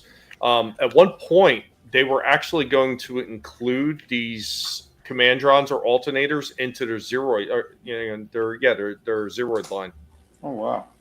They were going to. For whatever reason, they didn't. I don't know if that was because of the marketing with McDonald's and then the separate releases of them. But, I mean, they're quirky. They're goofy. Yeah, even the GoBots need something to look down on. You know, GoBots, they have their problems. They have their faults. But there's a few people that understand that GoBots still have a very special place in transforming toy history, and if it wasn't for GoBots, maybe Transformers wouldn't have been as big a hit as they were, because GoBots did kind of pave the way, that with Machine Robo. But it's true. The Commandrons, I still think they're pretty cool for what they were. Or are they top notch? Far from it. But they're absolutely not the worst. I've actually seen other more like knockoff brands of transforming toys that were 10 times worse than these things. These actually, they're quality plastic. Like Tomy Toys actually used to put out some decent stuff back in the day. So these ones aren't bad. And I like the idea that they can also walk besides just, running across the floor. I thought that was kind of neat. Yeah, good stuff. Yeah, and that is, when you're talking about a fast food deal, these are like, I was shocked when I found out that these first released as part of McDonald's Happy Meal. I was like, what? Like, these are way too high quality for McDonald's Happy Meal. Yeah. They got motorized pieces, a little bit of transformation. Yeah, it's wild. And what's going on, Iceman Modeler, man? Good to see you. Hope you're doing well. How you doing, buddy? Good seeing you. Yeah, didn't know this one at all, did you, Shifty? No. All right, good. Well, we used to get all the cool shit in the McDonald's Happy Meals. Yeah, back in the day. Mm-hmm. Well, that's when you guys were talking about it, and you said that Frankie said that they had those new changeables out. I was like, son, that's really, because I didn't even see nothing about that. I knew a few years back they did a very short with only like 3 figures they re-released with all the extra Happy Meal stuff they did, like, the old school throwback one. Yep. But yeah, man, I'll have a surprise next week. Oh yeah, that's right. I know what the surprise is. Oh, I don't. Doing all right, Iceman. Doing all right. Yeah, I keep this stuff on the wraps, man. Oh. Listen, it's a need to know. Right now, you don't need to know until next week. But I'm going to play one more thing. And Vinnie, you have anything else after? Yeah, I do. Yeah. Okay. All right. Well, I'm going to give you guys Indy's toy history lessons. And this is another one of those weirdo lines that I had a few of these in the back, and I literally forgot all about what they were from until I wound up digging into this toy history lesson.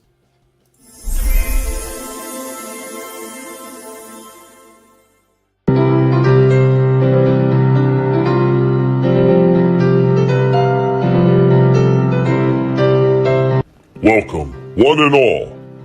I am your Professor, Indy, of the Guinea Pig Collective. And now, we are going to get into some toy history.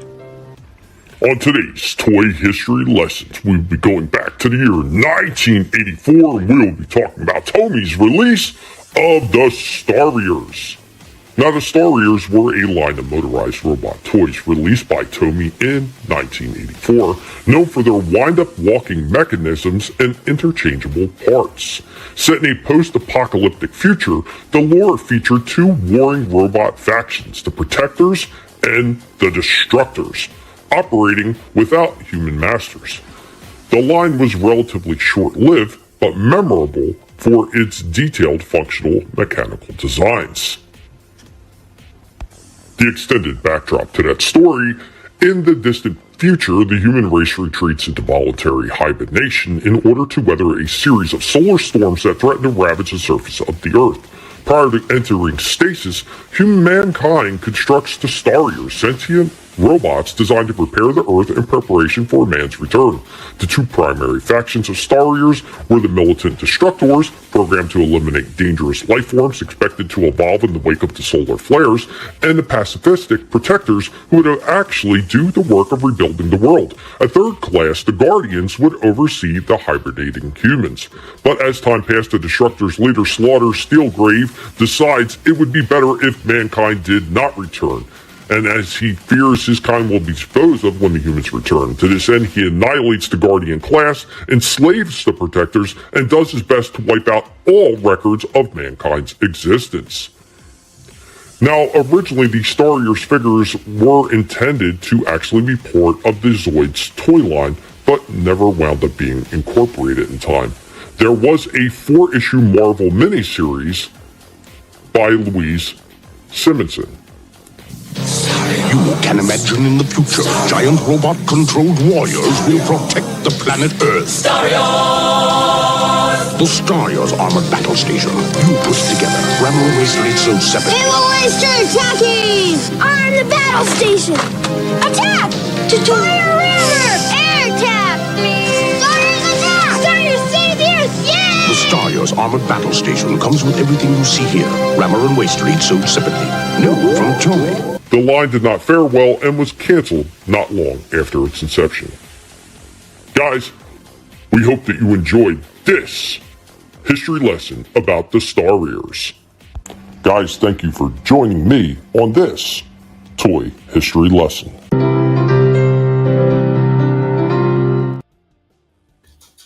Nice.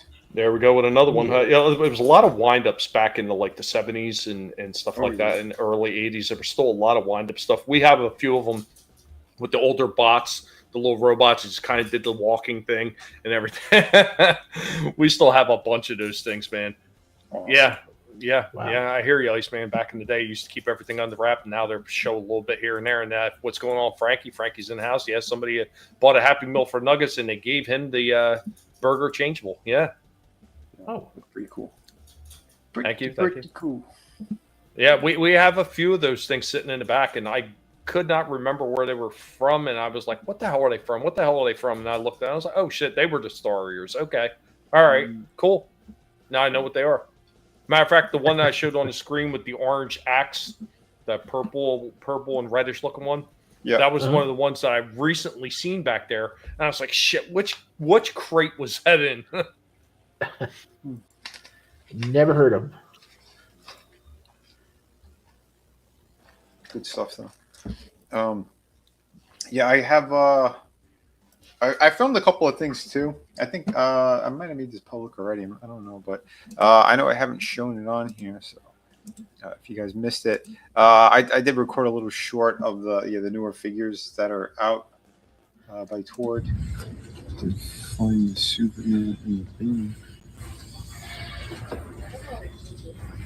Pretty good.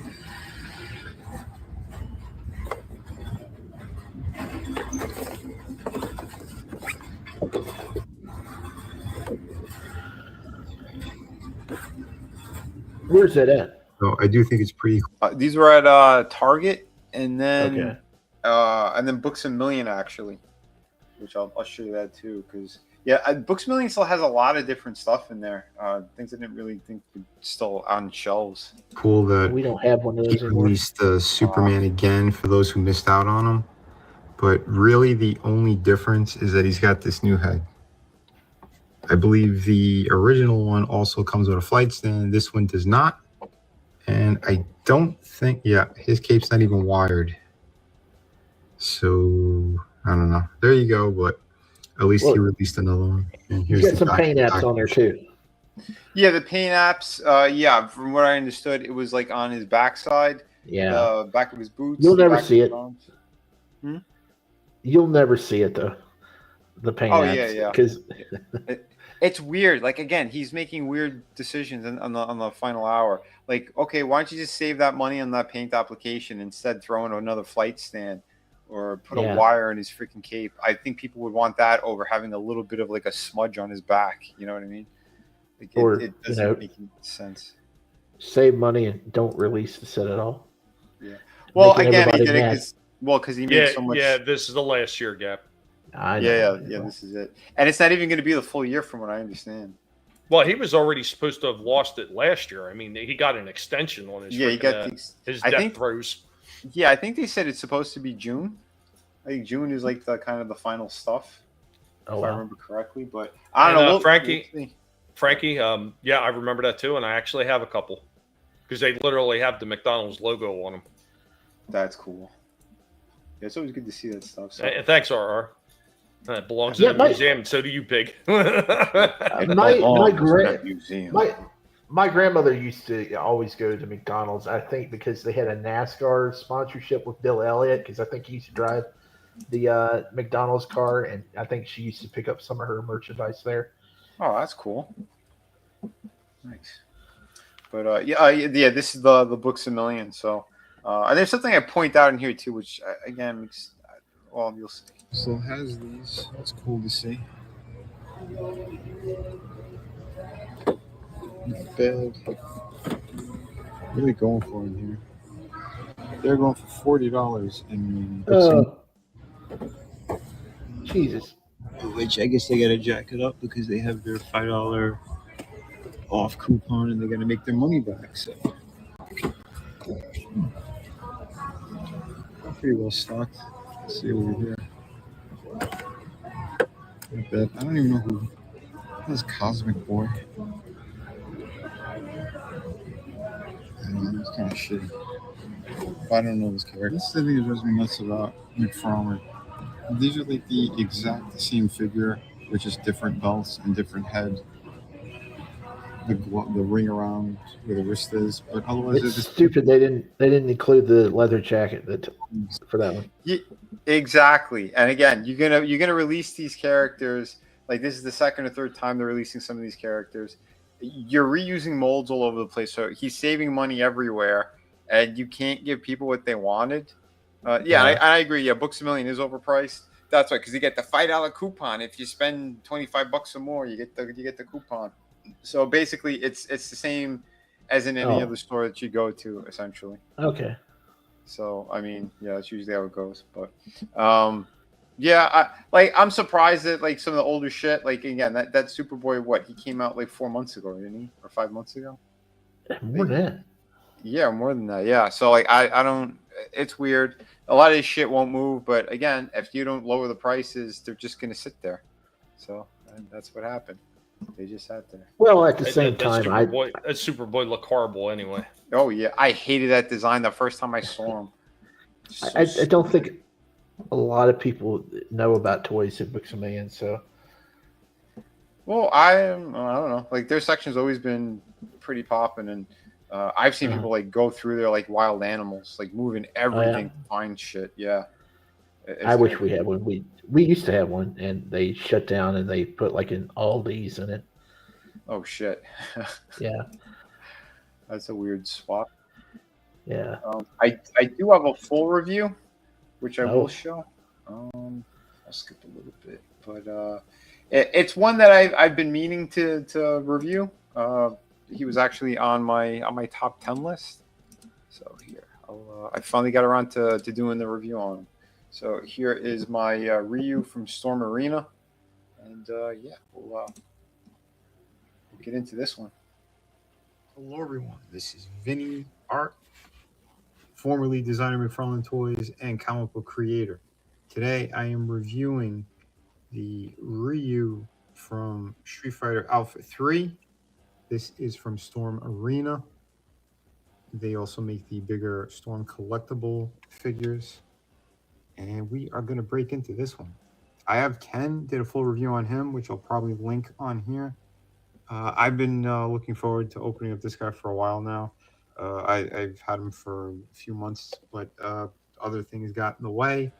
But we will open this guy, and I'm going to give you the full breakdown. All right, so before we get started, he does come with a base. Got a couple of different options for stands. It's always cool if they add those. Even if some of them aren't that crazy, it's still cool. At least we get one. Here he is in the package. Well, part of the package. We'll open that up, but I wanted to show the backdrop as well. This is pretty cool. We got our kind of pixel art for the background. Street Fighter Alpha, or Street Fighter Alpha 3. But yeah, I'll open up Ryu now. Let me take him out and show you guys what here is Ryu out of the package, and I gotta say he looks phenomenal. I love the Ken figure, but this Ryu is pretty sick. You know, pretty much the same bodies and everything, except we got more head range out of this guy since he doesn't have the long hair in the back that Ken has. We have the awesome butterfly joints that they put in there. Yeah, this thing is pretty damn magnificent. Really, really cool. Yeah, Cass, I'm glad you like it too. I think these guys they keep doing an amazing job. Yeah, Storm Arena is before I get into the articulation, we punch in. See that face. And yeah, it's like a younger looking Ryu. Again, this is the Alpha series, and they even made a movie on them, so if you guys haven't seen it back in the day, it was pretty good. It's shorter, but yeah, the fight sequences are incredible. And here's the alternate head. Here's the one with the gritting teeth. Not too bad. I'll zoom in for you guys. So I think they did a pretty cool job. Again, they retain that kind of anime style on that. He does come with another piece for the plugs into the back there. Obviously, you could turn it as well. It's like blowing in the wind. So I do like they give you an extra one because that head already has one. Yeah, Bob Ross And he painting does would be come awesome. with his palm effects, or not effects. I'm sorry, alternate hands. Here's the effect. I was looking at this, but there you go. And they gave us, well, what would be, you could change the height, I think, on these if you want to. If you want to remove one of them, you could do that, but this one. There you go. So one goes into the base, and the other piece goes into the actual effect.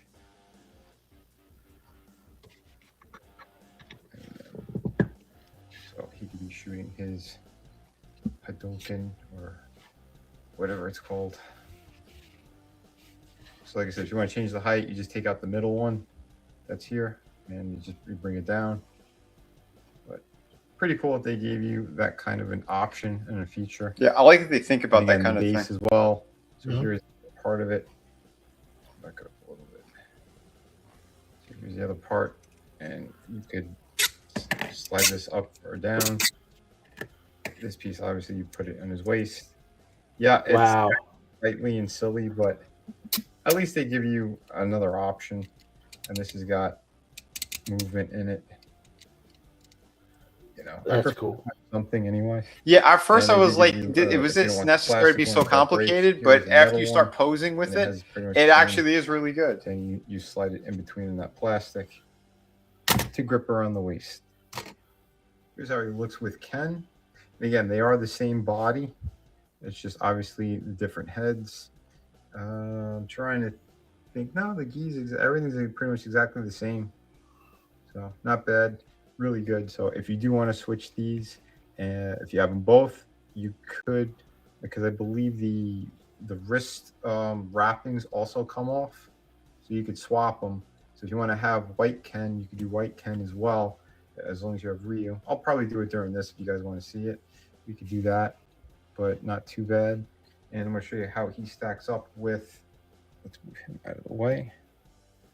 Here is Kuma from Jada. He's another beautiful figure. And again, these things are in pretty much perfect scaling, I think. If I stand them up straighter, you'll see that. Yeah. So there is how they stack up. And I think that's pretty accurate too. And I love that I have the Jada one with the Storm Marinas, because you could see too, like the body types, like the differences, because he is a thicker figure in comparison to Ryu and Ken. Yeah, So I love that's both these companies. They've been works well. crushing it. Yeah. Guys, yeah, But they're fantastic scaling. I think. even though I'm a Jada guy, the Very story nicely done. Akuma looks so much better. Good competition means better figures for all of us, and that's what I love. So more scaling. So we do have the Jada Toys Sagat and Chun-Li. Again, beautiful, beautiful figures. But again, scaling is great. I think he is about the same exact size as the Storm Marina one, and I will show you that as well. But yeah, overall, these are killer. Yeah. Yeah. I may have to start double dipping. Last thing. I know they're the same price, so it's Yeah. worth it, I think. I definitely got to get the Sagat and I got to get the Akuma because they look I lowered that. amazing. Yeah. They really are beautiful. And I don't even care about Akuma. His hands at a lower angle. Yeah, like I said, I try to get kind of thorough with these to make And sure if you want get to a good do white Ken, of how these guys are. super, super easy to do. It's You too just swap bad those the off, Chun-Li didn't turn out. Place them. I know. and- I know the Storm Well, Marina already went back to the drawing or board. maybe They white Ken has a changed white one, the but head completely. Other than that, like if you could get and it past fixed the it red a lot, but yeah, we'll see. for his Final- hair, there final you product. go. And I think he looks pretty great. So if you want to do that, you can definitely do that. And obviously here is Ryu. Again, he's got the white bandana. But if you want to swap them, you could swap those. Pretty good. Although I think maybe the skin tones are slightly off. Not too bad though. You could barely tell. No, actually it's the same on the face and the neck. Yeah, they look good. So however you want to do them, you could swap them. And if you want to swap the effects, you could if you got the other one. So there you go. Pretty awesome. Yeah, and vice versa with the Jada stuff figures too. are beautiful. I mean, you could use all that jump stuff. kicks. Do that. Again, what I like about it is too, like this is super accurate. got a To lot Alpha of great 3, posability. the That's what I Street love about Fighter these figures. Ultra 2 is super Yeah, they keep accurate hitting to home those. runs. So like that's why I'm not really gonna Yeah, be especially if there's so much someone who wants to do, comparing like, stop motion. like which Like, these company guys did it are better, because a lot of people are doing that. Well, which company did it better? Well, I'm gonna tell you right now, because They both next did. week, next week I'm gonna show you the full one with Sagat, and again, Super Street Fighter 2, perfect to the designs. Alpha 3, perfect to the designs. Totally different.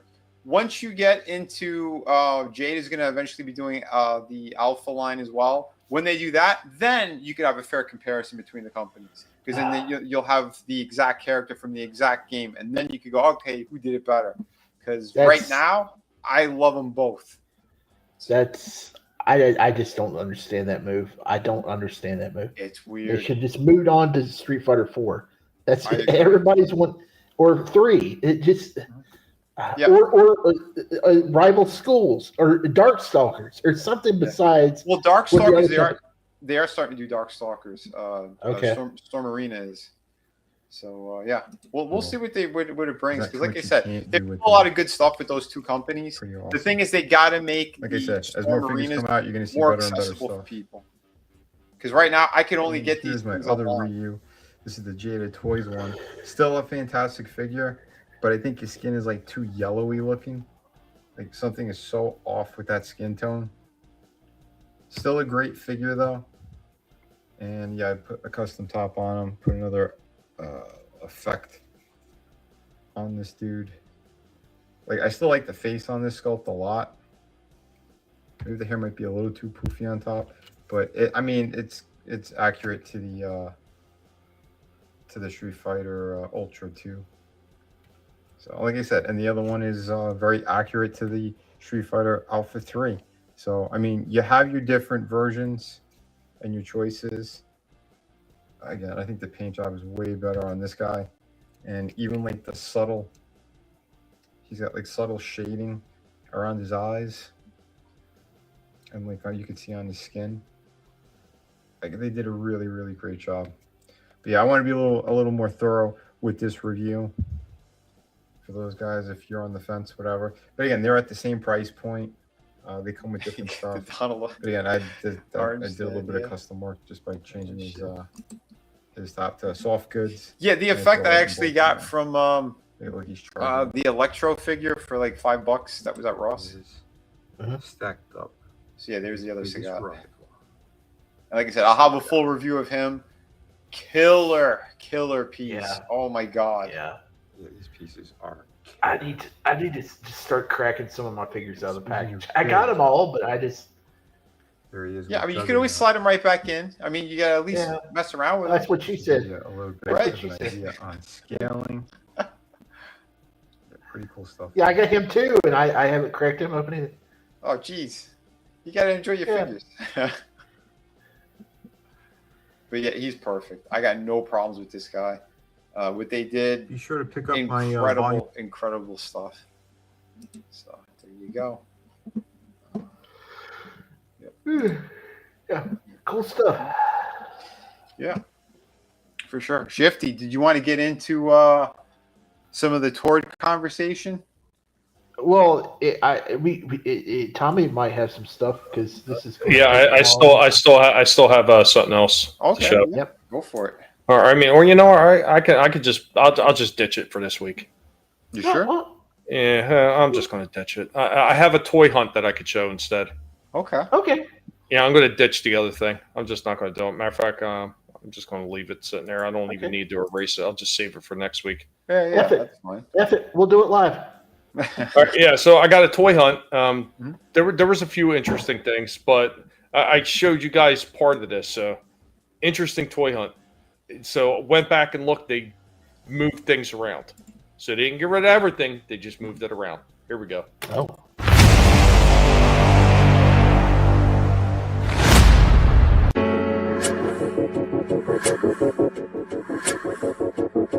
got Art the Clown sitting right there, and Shifty, just for you, man. There's an Elvira Commando version, and then Mortal Kombat Classics Katana. One last thing over here. So it looks like McFarlane's got page punchers for Teenage Mutant Ninja Turtles. So they got a few of these figures right here, but it looks like somebody already sold a comic book out of the Leonardo one. Nice. Not doing too much better over here at Playmates with Turtles. I hear that they're going to be losing the license for it, but they just got a couple of the Godzilla Turtles crossovers with Wrath. But check out the Monsterverse stuff from Jada. So now they got Monarch Legacy of monster figures, Frostvark. Well, that's New Empire Godzilla Evolved, but yeah, pretty cool. No, they don't. They got King of the Monsters too, so they got a Rodan sitting back there as well. It's like Jada's starting to put out. Well, actually, these are Playmates. Wow. Actually, these are Playmates. I thought these are the Jada ones. No, Playmates got them. They don't look half bad compared to a lot of the other Playmate stuff, so pretty cool. There's a whole bunch of the McFarlanes. They're also being clearanced out, or they're worth practically nothing. They never move anymore. And they've got a lot of them still sitting here. Like everything is clearanced out for McFarlane. Nobody wants it. And moving over to Transformers, we want to talk about Bear. A whole bunch of things were clearanced out, like these shelves. Actually put Nutella here, so put it in ultimate space, but yeah, empty everywhere. They've got jack shit for it. Hasbro, you suck. The Target, a whole lot of nothing. A whole bunch of things were all just clearanced out. Now, look, they even got these garbage ass Master Universe Transformers figures clearanced out. $60.49. Still too much money for these things. They're ugly as sin. Still got a whole bunch of these Mystiques. They're not moving. Apparently nobody cares about them. Far from home. Some of these prices have come down as well. Yeah, but everything else clearanced out and gone. Absolutely just wiped out. Some of these Masterverse figures have been marked down as well. And G.I. Joe is still sitting at $24.99 now. They haven't come down. And there goes the Spike Core, marked down to $9.99 for the concept art one.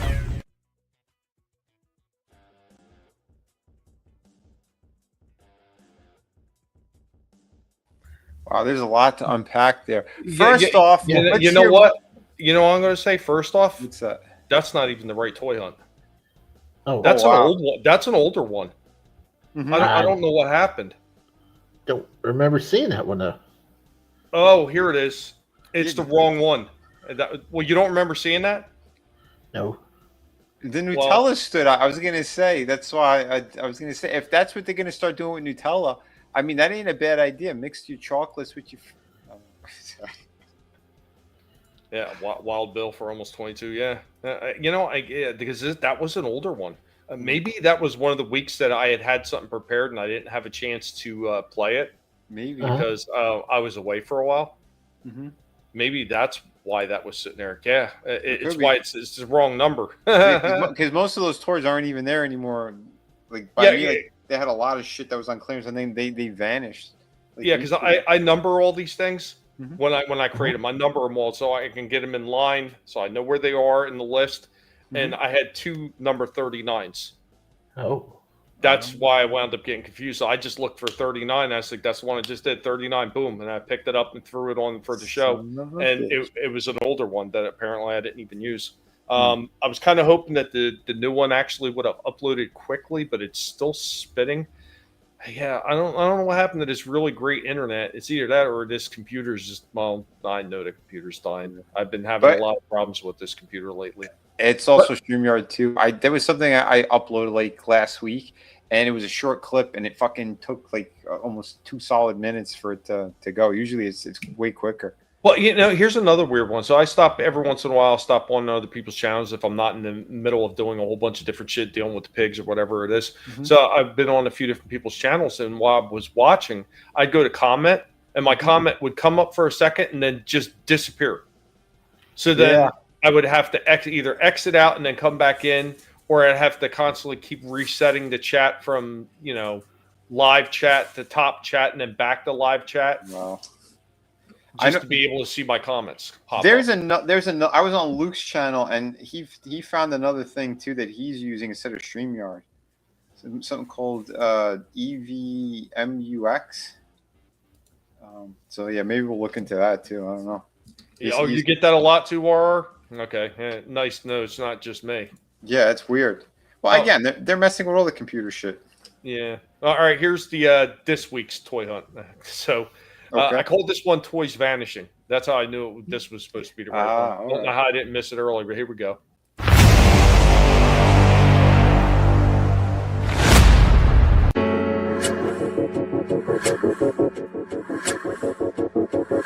And so they got a bunch of different stuff in here. You can hear people in the background crying about Target's prices. But yeah, they got a bunch more Teenage Mutant Ninja Turtles. Some of these ones are kind of cheesy looking. They got 40 Years of Gremlins. Another Elvira, Nightmare Before Christmas. Jack Skeleton. They got a Pee Wee Herman over here. That one's like kind of taped, but yeah, there we go. Not horrible looking. Look at this, Hunting Grounds Ultimate Samurai Predator. That's pretty sharp looking. I see a lot of these. Apparently he's not really big in stock. And then look at this, Turtles Universe Monster Crossover Dracula with Shredder. That is pretty sharp. Kind of got like that Bram Stoker's Dracula kind of look crossed over with Shredder. That's pretty cool. Not bad looking. Much later. Talking about how little they have in the Walmarts right here. Like, this is it, man.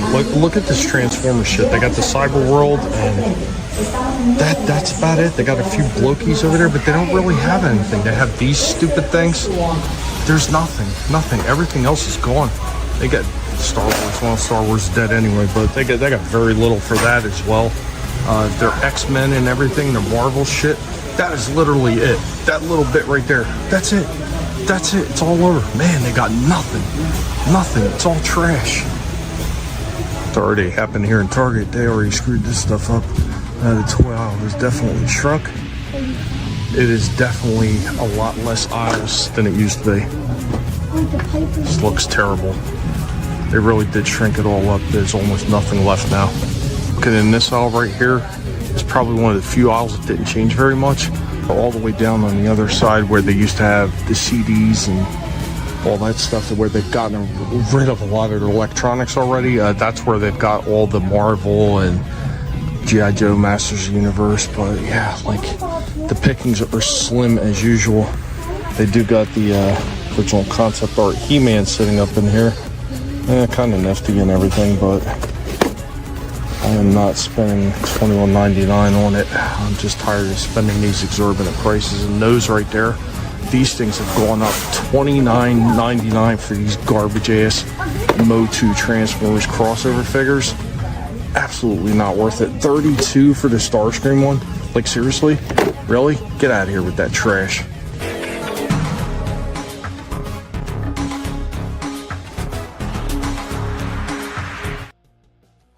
Okay, yeah, I've been seeing the same exact thing where it's just like these huge empty pockets. I got a feeling a lot of it they want to clear out because the He-Man movie shit's going to be starting to. They got to put those out soon. There's a few things that they're going to have to get ready for. And like Shifty was saying too, we got the Easter sale coming up, so they're going to clear out even more shit. Yeah,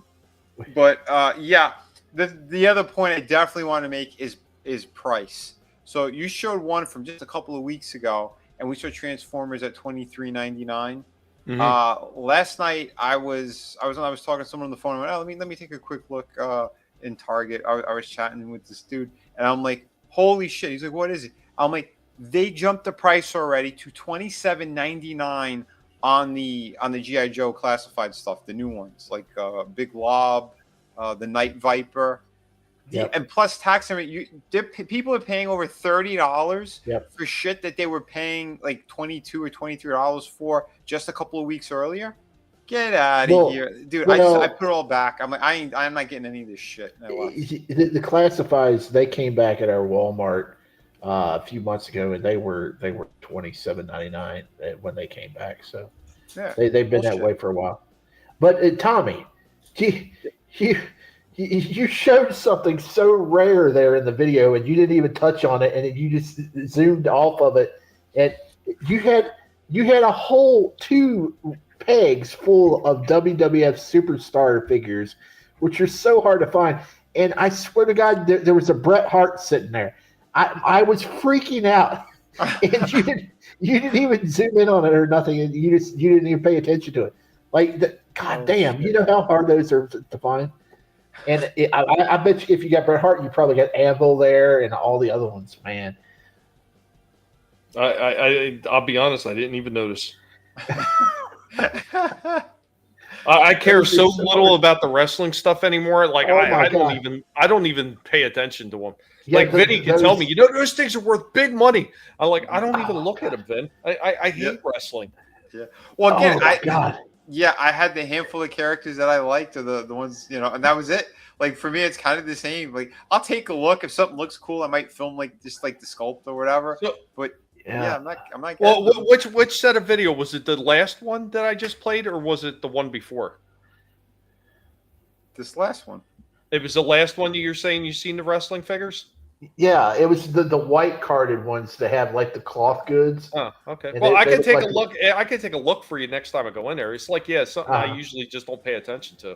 Yeah. Yeah, but the thing is, those things are way overpriced though, and they know it. They know people how rare they are, and that's why they got them priced at $22. And they should only be. When they first came out, they were only like $14.99, and now they're about $5 too much. Well, I mean, if you take a cereal box and then you just take the bag of cereal out and stuff the figure in the box and go up to the front. What's going on, Tina? What's up? Hey. Hope you're doing well. Yeah. Well, I mean, here's the thing that a lot of people don't realize too. It usually takes about a month or so. Mm-hmm. It takes about a month or so for those prices to actually affect anything. So. The fact that some of these people are already raising prices means that they're just doing it just to raise them. They are. Because the other thing, too, real quick, what's his name? Bassett. He said that we're basically like, we cut a deal or something with China and Russia. Like, we're using their oil for like the next. Basically, they have enough for like 2 more weeks. So we're not going to see big changes until another month or so. Maybe a little less than a month. So whatever they're doing now is horseshit at these stores. They're, like Tommy was saying, they're doing it on purpose. And further proof of that was before the war was kicking off, they kept saying tariffs everywhere. And Big Bad Toy Store, they took money off. They didn't charge me the extra amount for tariffs because they said they weren't affected by it. So it's bullshit. It comes down to which store it is and what they feel like bending the customer over with right now. Yep. Which, and again, on principle, that's why I put shit back. I'm like, no, I'm not getting them. The characters I wanted, I just one or two of like the classifieds. So I'm like, no, I'm not paying $30+. Well, here's another thing. So let's go ahead because this is actually going to fall under Shifty stuff. Yep. Oh. So let me go ahead and play the Shifty intro.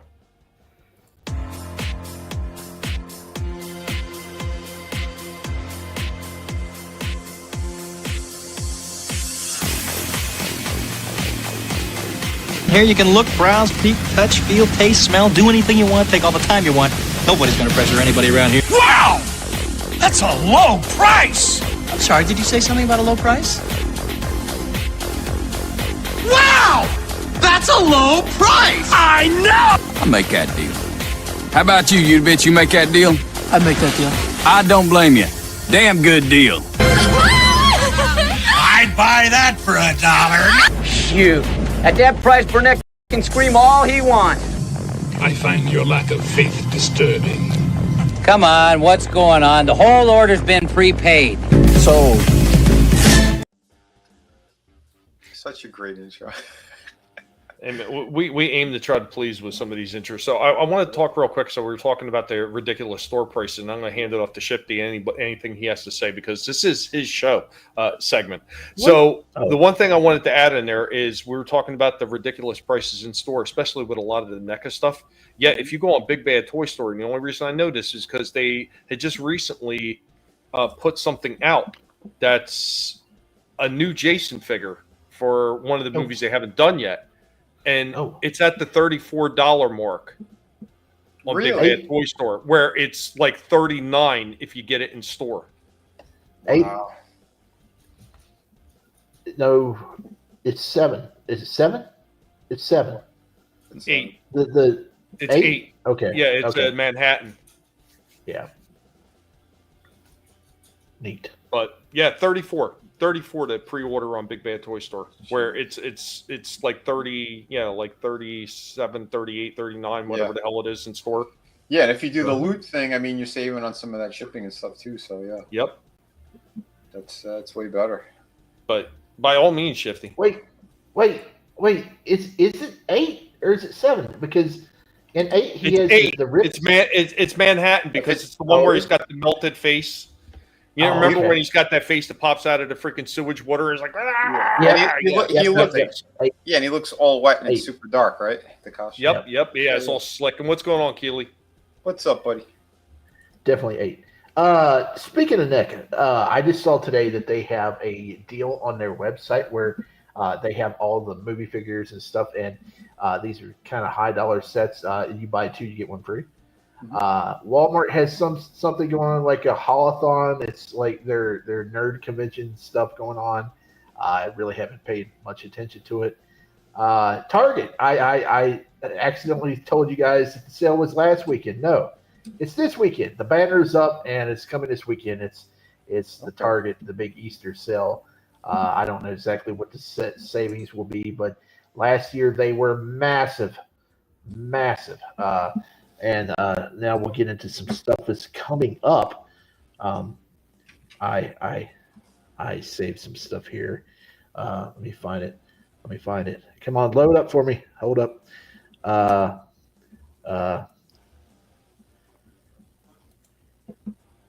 My thing's not being cooperative. Yeah, it's not being cooperative. Let's see. Documents.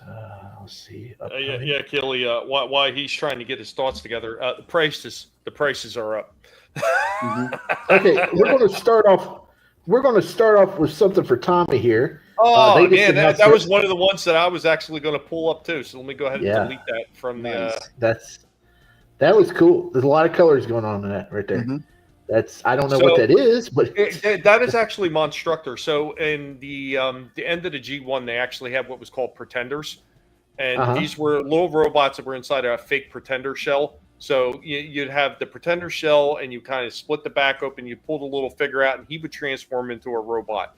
So these were the Decepticon monsters that formed into Monstructor.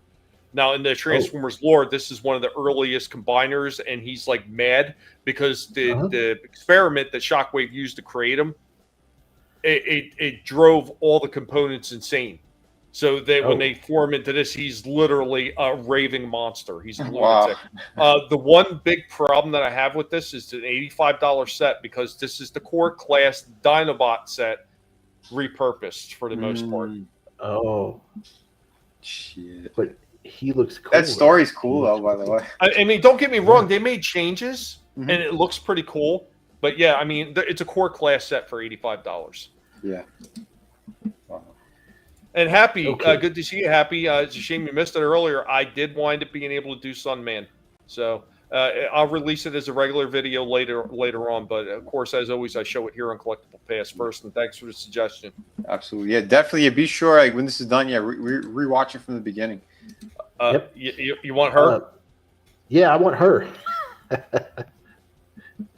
Yeah, who is this? Yeah, I don't know who that is. I don't know who it is. I just saw it on Paternia, and I said, "Hey, cake!" And I was like, "Yeah, that's cool. Let's show that on the show." Well, and they got stuff like that in Big Bad Toy Store too. Yeah. I just found her on Big Bad Toy Store. That's some expensive cake. She's going for $100. Oh, it is. Oh wow, that's that's expensive. Okay, well, most of the cake toys go for. I guess it's because of the icing and everything. I guess so. Yeah. Yeah. Well, and she's very happy to see you. I mean, she's got that horn on her head. Very happy. Yep. Yeah. And then. Yeah. These bodies are freaking crazy. Like the posability that they can do on these things too. Yeah. That's pretty sick. And then, of course, up next is the figure I told you about last week. Yep. It's Basically Duke. Captain America. Yeah. Duke. Yeah, he was in my list too. Yeah. It looks pretty good though. I mean, considering. $27.99. Yep. Okay. It's nuts, man. These prices. They keep inching them. Yep. But yeah, that does look nice though. The packaging looks fantastic too, with the retro carded with the new artwork. Yep. Pretty good. And then we got Bebop and Rocksteady. I think it's. I want to say it's Mezco. I think. No, it's that other company. I think it's a Japanese Mondo. company. No. I forgot. Happy Fun Toy. I don't know. I don't know either. Yeah, I was tossing these together for the show, but yeah, they look sweet. Yeah, they look pretty damn awesome. And yeah, they do. Now, here's one that I saw. This is normal price. This is for people that can't afford, those high dollar toys. Awesome, Happy Dinosaur. He celebrated his brother's fiance's birthday. Having a great day. Doing all right, Happy. Doing all right here. Hope you're doing well as well. Awesome. Yeah. Skull Glow? Yeah, Skull Glow. Yeah, and he glows in the dark. The way Scare Glow. Scare Glow. He does glow in the dark. It's certainly not Soul Glow, but it's a. Dude, yeah, I'm loving these designs. Soul Glow would have to come with some activator. Yes. He's now this we talked about this one before, but I just wanted to touch on it. It went up for pre-order, I think today. Come on, load. Oh my God, load. It's yeah. Well, hey. Come on, load for me. Here it is. This is an awful set. It's going to be at Ross at some point because they're awful outfits. But man, those heads right there for Widow, they would look great on a Jean Grey body. Yeah, those heads are great sculpts. The Avengers Crossing 2-pack. Just remember that is a 2-pack, folks. Yep. Yeah, I mean, and again, the body, I'm telling you, like, that's the kind of one that they need to keep doing for these Marvel Legends for the female ones, because you get way more posability out of those. And yeah, I agree. Like the head sculpts are great. Even on Pietro, like his head's really good, the Quicksilver. But the suit looks like shit on both of them. Like the paint job is like a blind person painting them. Well, that and I don't know. I mean, I don't remember those outfits, but yeah, it was some short-lived little thing. It was nothing. Like, why would you make figures like that? Why don't you just re-release these characters the way that people want them? Because they weren't easy to find. That original Black Widow, like she was 80th anniversary or something, and she went for an arm and a leg. She was an exclusive at Target, so just make them more accessible for people. Again, re-release. Okay, now we're moving into the WWE Legends set. I think these are going to hit around summertime. They're not up for pre-order just yet, so they're going to be coming out later on. Crush. I would have preferred, or if they had they don't do chase figures anymore because they're going back to Build-A-Figure sets. If they had a chase of him in the orange, I like the orange outfit better. But this is a sweet figure, and it's nice how they pose them in the box. So you want an orange cool Crush? What? Like the drink? That was one of the jokes. But yeah, that's a cool retro figure there. Now this is the one I've been waiting on. Wait before you go to the next one. So who's the Build-A-Way figure in that? It's Diamond Stud. That's Scott Hall.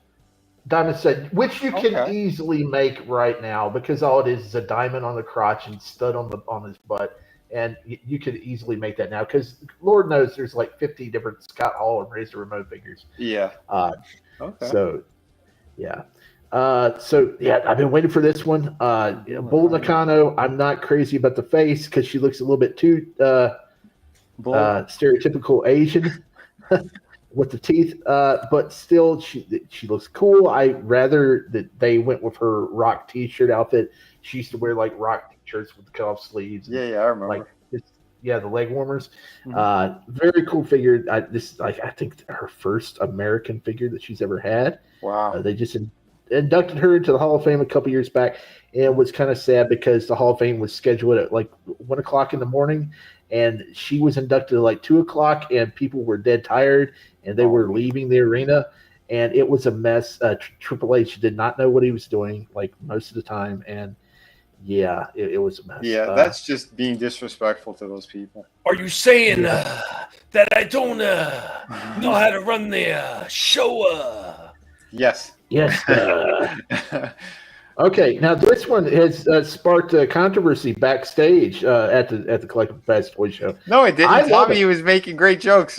I love it. I've been waiting on this figure for like years and years, and then he finally signed a Legends deal to come back and get a figure. They still haven't put him in a video game for whatever reason. I don't know, but he's getting an Ultimate figure, and this stuff comes with a ton of accessories. I can't believe how many accessories.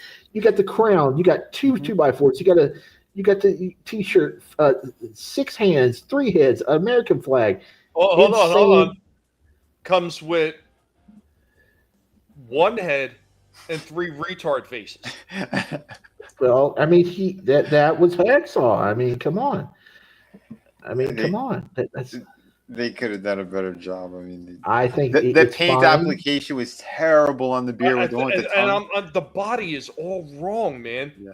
It's all wrong. Look at the penis. Look at the penis head haircut that he's got going on there. I'm sorry, I do not like the way this thing looks at all. I think it looks belly. You don't have a belly. They gave him like a 6-pack. Well, a lot. That's the problem with a lot of the Hasbro figures. I think there's some that they get it right with the proportions, like Dusty Rhodes, but like the mid, like halfway fat, halfway not, like Hacksaw, they make them too lanky.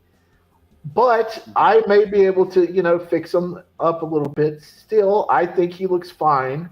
You're gonna take him off his side? I'm gonna probably give him a little bit of a blonde paint wash on his head because he did have a little bit of a blonde color when he was in WWE back in the day. I think it looks good. You could get the close up there. I showed. And a lot of these too, like you're not really going to be able to tell 100% until they're in store, because there was a couple like we saw the promo pictures and I was like, and then in store like, oh, that's a lot better than I thought it was going to be. Yeah, I think it looks good. You never know. I think it looks good. Okay, now moving over to DC. Oh, the Beast Kingdom Superman that I was going to get for $50, and I decided not to get it because when they showed it off at like a toy run, like some of the stuff was breaking off, and there were issues. It was released. Well, the arms, and you could tell they were glued back and stuff. It looks like Jamie. The meme events, yeah.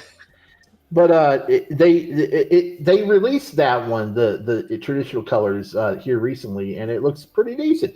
Well, this Friday, here it is, right here in the chat.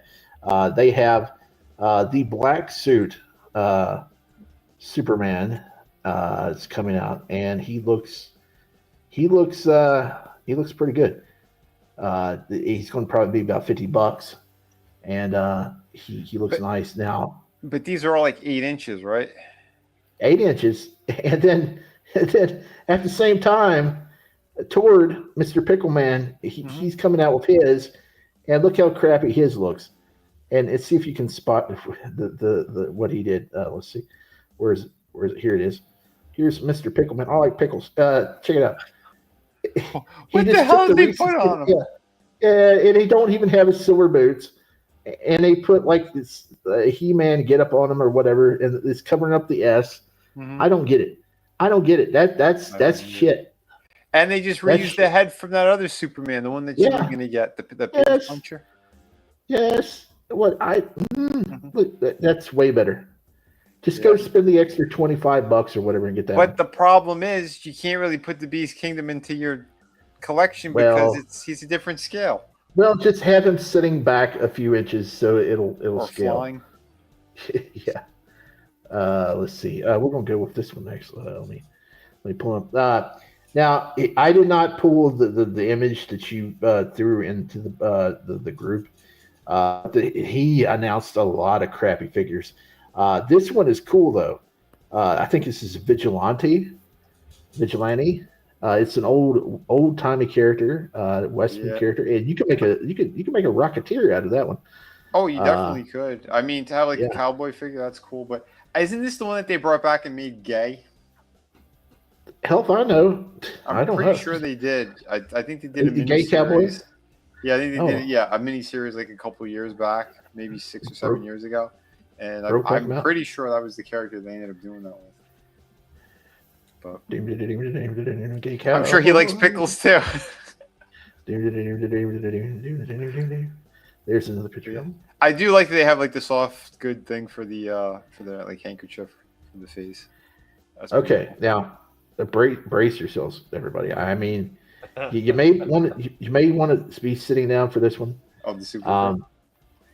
Oh boy, this is the worst figure I've ever seen. Come out of McFarlane. Oh god, dude, ass ugly. Oh my god, what a piece of shit. Where's Adam? Yes. We need Adam to rip into this thing too. And not only after people like made fun of that all weekend, they realized that too. So they got rid of that picture, and they put out some new pictures. So it doesn't look quite as bad, but it still looks terrible. The smiling face looks more decent, but still, yeah. What's up, Spike? Yeah, this is the new picture. Yeah. Oh shit. There's the new picture. Yeah. Not quite as bad, but still the hair color. What's with the hair color? The hair color, the hair sculpt, and then you gave her like these thick freaking brown eyebrows that look like they belong for a dude. Like what the hell? I don't know. Yeah, I don't know. You know, when I first saw this thing, I thought that they were doing a Tito Santa. No, damn it. Damn Mart. Oh, damn! I can't think of his name. The damn wrestler. The wrestler. The wrestler that they got from Italy. The goofball. The one that was always getting beat up. Santina Morella. There it is. Oh, he was so forgettable. I forgot his name. Yeah, he dressed up like his cousin at one time, who was a girl. Yes, he tried. Yes, and he had the freaking heavy eyebrows and shit. Yes, yes. There's one last. This is a different face. You can almost see it. This is Transformers. That's hilarious. Now that looks fine. Oh, she got 3 heads. Yeah, the angry face is better than the other ones, but still, this is pretty shitty figure. I don't know. I mean, if you were going for a super bull dyke, I think you got something. Well, I mean, the last one he released with the sword, she had an ugly face too. I mean, it's a common problem. Yeah, it's a common problem because Todd doesn't like women. So if you don't like women, how would you make a sexy one? You know what I mean? Here we go, Mr. Lobo. He comes with a dolphin. Yeah, they keep screwing it up. Yeah, he comes with a dolphin this time. Yeah, I don't understand the dolphin gimmick, but like this one, his hair's up. The other one that they released was down, but then the face paint application was awful. They made it like gleaming white, and the rest of his body was like a bluish gray. What the fuck? Yeah, what the hell did they do? Because I almost got the prototype one. Remember when they had the ones that were all gray? I'm like, that one looked better. I don't know. It's frustrating. That's the one that Vinnie wants. Yeah, I think the other faces look better. That one looks like shit. But the body's good. I like that she got the removable jacket as well. Yeah, I was like, I don't know. I like that face. I dig it. She looks like a middle-aged, older type. Shit. You know what her face looks like? It reminds me of a slightly younger Neidhart, the daughter. Oh, Natty. Yep. Yeah, I was thinking Kathleen Turner, but yeah. Yeah, I could see Natty in there. But yeah, I like what they did with the body on this one too, because like he doesn't normally do soft goods, and it's cool that they did, and it is removable. She's got the canary logo on the back of the jacket as well. Yeah, I'm curious though how the fishnets are going to work, because he gave the same legs that he does like for Wonder Woman and shit, and they have like really sharp knee joints for some reason. Yep. So you got to be careful. She's gonna have some rips. She's gonna have some rips.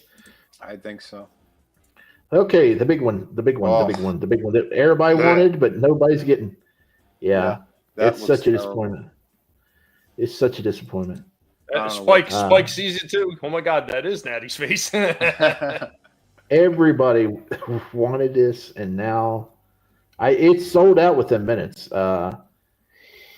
It's all wrong though. Like it's all wrong. Like even if they couldn't do the face exactly right, at least do the body right. No. This is like a cross between the comic book version of the Joker and kind of something that almost looks like the '89 movie. This is just terrible. Yeah, I'll tell you right now, it's mostly like the '89 figure that looked nothing like Jack. That's kind of what they did, because the body's too skinny and lengthy. Like it's raw. It's all wrong. But it's also because it's also because they're reusing, I think, like the arms. There's certain things that are reused from something else. And he loves giving like these really kind of thin frames. Yeah, it's all wrong. It is nice that the hat. Well, go back to the last one. It is nice that the hat comes off. The hair is removable. Oh, okay. Yeah, because it's in the package, so you'll see it. It looks like he's got a toupee in the package. So the whole hair comes off, and the one with the hat has part of his hair with the hat, so you can't tilt the hat or anything. If you want to give it some style or an angle. Well, here's the big issue. A lot of people that reserve this are worried. They're worried. They go to the next picture. They're worried that they're going to get the chase. Mm-hmm. I would be worried too. Yeah, and I remember this one. I had the original, that color scheme as a kid. Yeah, that's the one. Yeah, it's the one where if you put water in the face, you could see like the lines. It's like peach skin comes out. Yeah, it was like a gimmick. This is going to be another situation where people ordered the big bulky Superman, or the Return of Superman figure with the long hair, and it came with crypto. And then if you reserved it at Amazon, there was a chance that you would get the green skin Superman and the green crypto, and that's what they were shipping out to. Yes, that's still worth a lot of money, but people were pissed. And if you read the reviews under that figure for just the basic figure, everybody got the green skin Superman, and they were like, "He's got green skin. What did I do?" That was terrible. I don't understand why they do that. I just don't. Why even make a chase if it's going to be that shitty? Yeah, it's bullshit. It's bullshit. He did it on purpose so he could piss off the fans and get pissed off everybody. Yeah. Like, way to go. Yeah.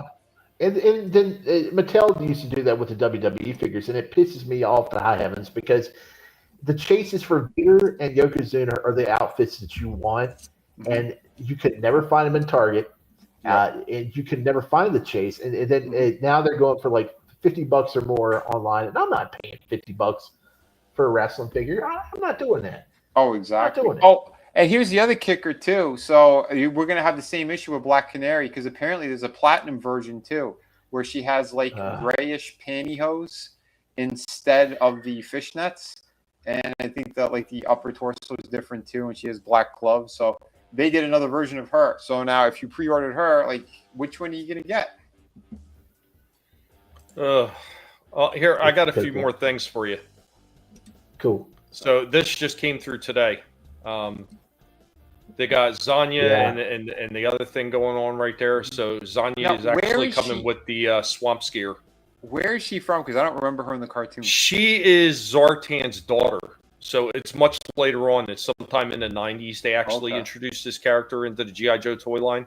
But yeah, it's his daughter. But she comes with the swamp skier, which is what the original Zartan came with. Yeah.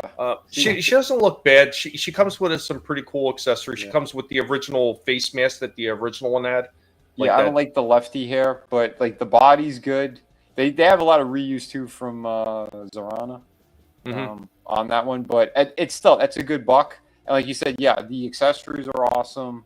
The vehicle's awesome. So I don't know. We'll see. Now here's the other guy, Professor Rockclaw and the Cobra Deinonychus. Look. If you really want a dinosaur with your G.I. Joe, just get a random G.I. Joe and buy a Jurassic Park figure. They have much better figures for way less money. On clearance, probably too, over at Ross. That just, it ain't good. Appreciate. All right. Well, next up, G.I. Joe Classified Night Creeper, Dire Tech. This kind of looks like a reuse of that. Remember that one I said that he wasn't originally a Dreadnought, the Hypno guy? Ain't that the same face mask? Yeah, it is. Yeah, they're just reusing it. What's his name? The Crystal Ball? Yes. Yeah. Yes. Which I've never seen him in stores. People said they were starting to find them in clearance in Walmart and shit. Even when they had the display at the one Walmart they used to go to there, never saw him. Because I thought he looked pretty good. As a kid, I had him. I liked him. But, yeah, I couldn't find him. I mean, this one looked okay. It is kind of is. Then the last two are actually a couple Transformer ones. I thought I had another Transformer. Where the hell is it? I'm going to have to look in a minute. So they had this for soccer. Okay. Oh, for the World Cup coming up? Yeah. I just thought it was like an odd choice. Yeah, it is. But, I mean, he actually transforms into a ball. So, congratulations. They figured out the mechanics of how to do that. Oh, wait a minute. That's right. The other Transformer is the one that Shifty already showed off. Never mind. Okay. And then they had this one for the 250th for America. Okay. Transformer Star Eagle. All right. Well, yeah, they're trying to repurpose some of their molds. Yeah, because I think, I don't know if that was the Starscream one or which one that was. Because remember they did the Japanese Starscream and that Japanese Optimus Prime? I think that might have been him, or maybe that was maybe the Beast Wars Silver Bolt. Silver Bolt. Yeah, I think that's what it is with different wings. That's what it looks like. Yeah, I never got them, so I don't fully know, but it feels like that's kind of the repurposed mold. Yeah, and that's all I had. Yeah. But yeah, not bad. I think we showed a lot of pretty cool shit today, and some really bad shit. Oh yeah, definitely. Yeah, that Joker one, boy, what a huge disappointment, man. Everybody was so looking forward. Damn it, why'd that pop back up? I'm trying to delete shit. Everybody was so looking forward to that. What a colossal pile of garbage. And then, I said it from the jump. I said, yeah, it's not going to be that. It's not going to be good. It's not going to be good. I was right. It's not good. Yeah. It's not good. Yeah, it's a fucking shame, But again, these companies, they don't really seem to care. The people who are behind it, they're not putting their heart into anything anymore. And it shows. I think a cloth goods jacket on that Joker would have went a long way to make it look better. That and a hat. Yeah. And they just dropped the ball. Yep. The good, the bad, and the ugly. Well, before we get out of here, I just want to say that I had actually prepared for Adam being here tonight. Mm-hmm. And I had a brand new outro prepared for you, Adam. So I'm going to show that off before I hand it off to these two fine gentlemen.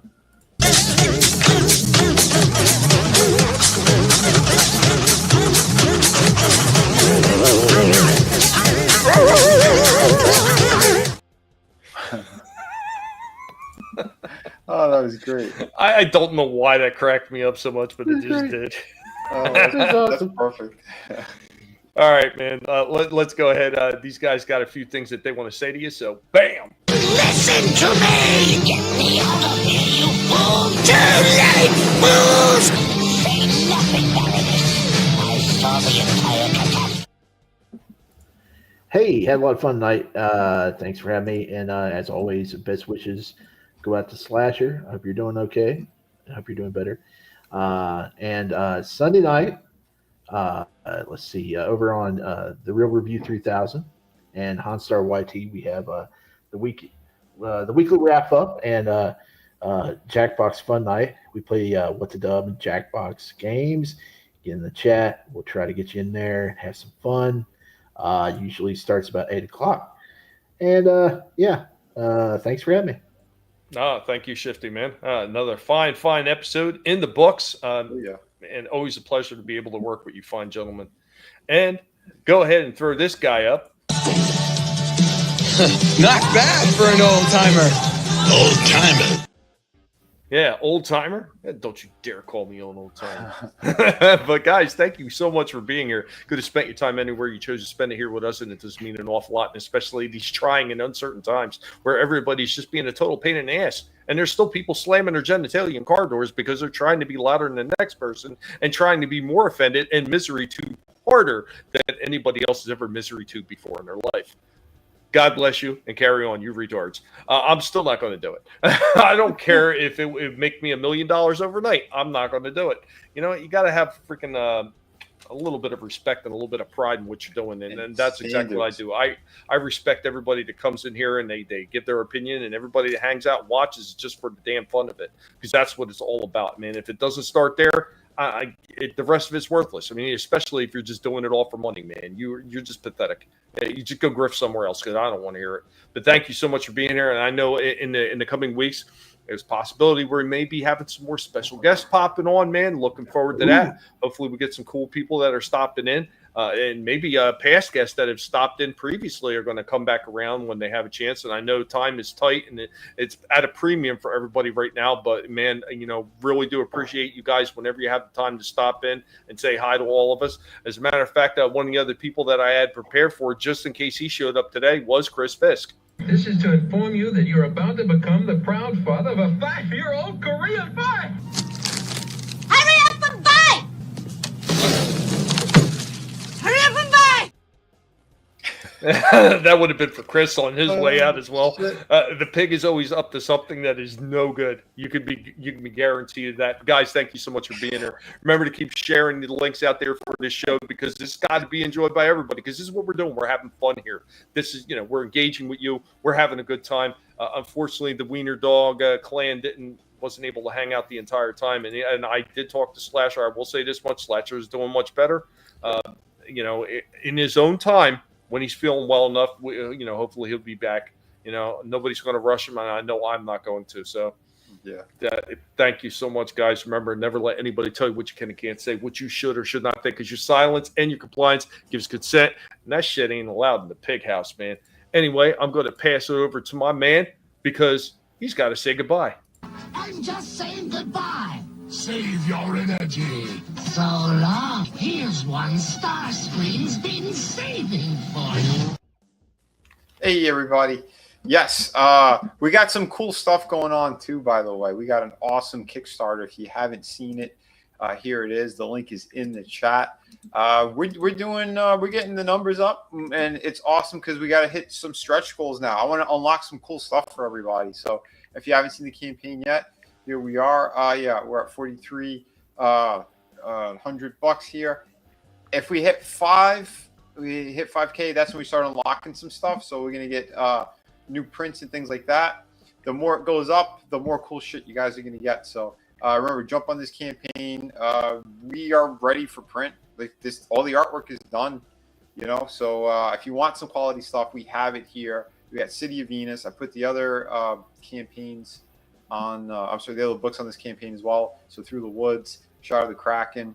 Whatever you order, you could get City of Venus as the add-on at checkout in case if you wanted to check those out. So, like example, there's Shot of the Kraken. Like, oh, I didn't get it the first time. Let me grab that one. At checkout, you could add City of Venus, and the book is 96 pages, completed, ready to go.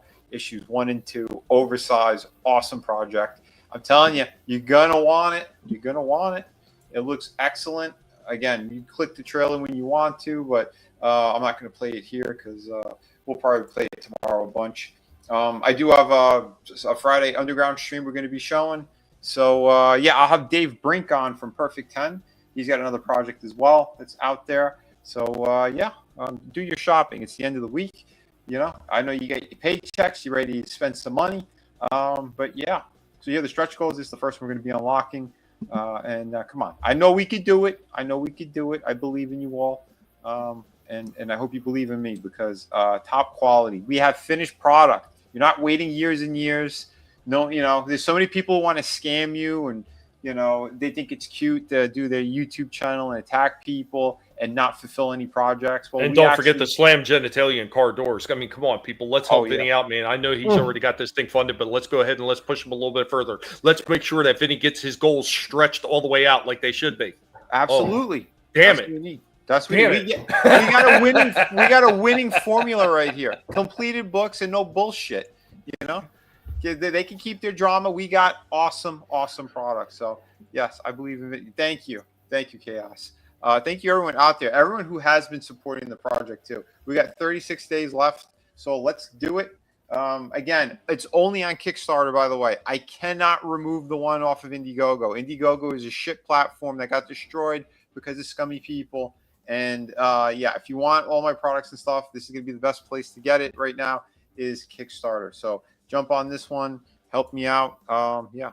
Oh, Sunday we should be back doing season 2 of Ash vs. Evil Dead. I'll see if I get Luke back on, Death Metal Hero. He came on for those last ones, and yeah, we all had a ball. Tina, Chris Fisk, Adam. Yeah, it's been awesome. So come hang out with us. One of the other things I'm really interested in checking out, and I know there's some prices on some of these things that are going into effect, but I really want to get back and check out Monochrome. I keep hearing really good things about some of this new season that's out there. So, Monarch. Yeah, Monarch. I heard that it's been really good. I heard there's been a lot of really cool reveals and everything. So, nice. I think they said there's a new monster too that they put into the series. Yeah, that's what I heard. Oh, cool. Dude, yeah, we got to check that stuff out. But yeah, like I said, we've been having a blast. Oh, there's Tina. Hell yeah. You know, I hope you're ready for season 2 because I'm telling you that how one ended on Ash vs. Evil Dead is just like, oh, what the fuck? Why did they do that? What's going on? But yeah, season 2 is a blast, and yeah, they introduced some really cool stuff. So, like I said, come hang out with us this weekend, starting tomorrow, 5 p.m., showcasing some cool people. There's a couple other creators I want to get on as well. So, like I said, it's not just going to be our regular underground. I want to shine a little bit of a spotlight on some good creators who have fulfilled or have good projects. So we're trying to get a little bit back into that as well. Yeah, and congratulations to some of the people that are working on their campaigns, especially the second time around. You know, like Cosmonaut Comics. Yes, our buddy Marinus. Yeah. Congratulations on being Gemini, able to at least get to that point. Yep, Gemini Crusaders. Go support him too. Another awesome creator. I'll drop him a link too. Yeah, we'll see if he has time, if he wants to jump on again too, because I know we got time differences and stuff. But yeah, like I said, there's a lot of good people, a lot of good creators, and we need that push, word of mouth right now, because everything is against us right now in this whole kind of on this community, in this indie kind of sphere. And if you guys haven't seen them yet, I have been putting up art classes again. So if you want to see some really cool stuff, I got some awesome new artwork. I want to tease this for you guys if you haven't seen it yet. Well, here's another thing for the people that are checking out some of the art classes. Remember, even if you know how to draw and you know how to do things, it's always nice to get a little refresher course to get back to the basics in case it's been a while since you've done anything.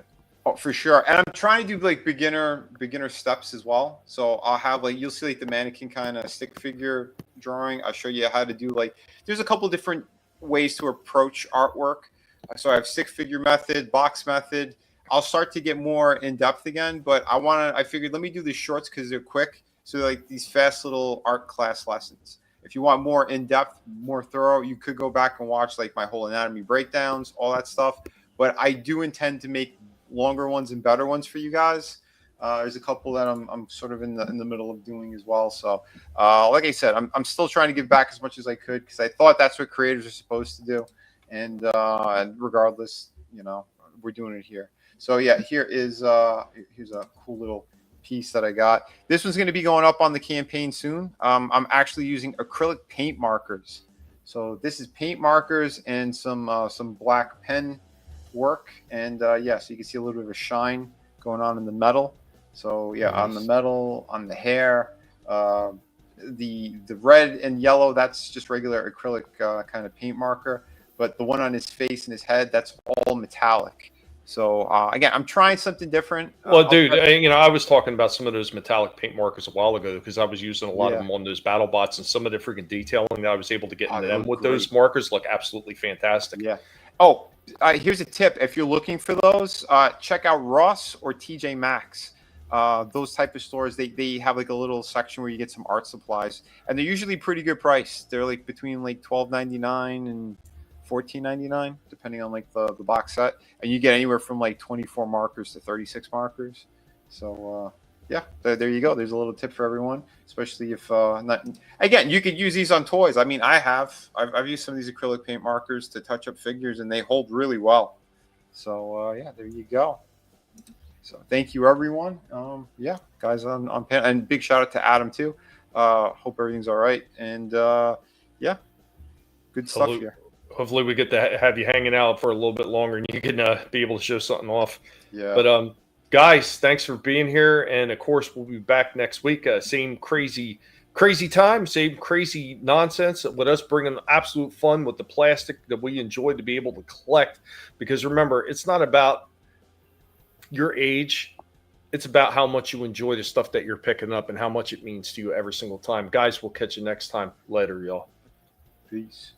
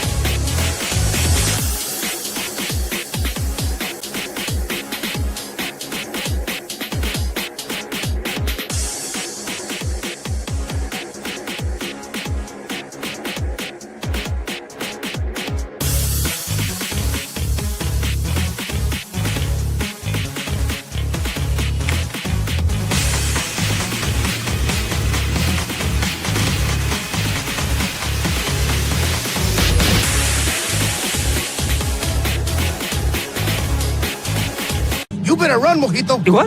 I thought you said don't move. That was before. Now, you run. Adios, amigo.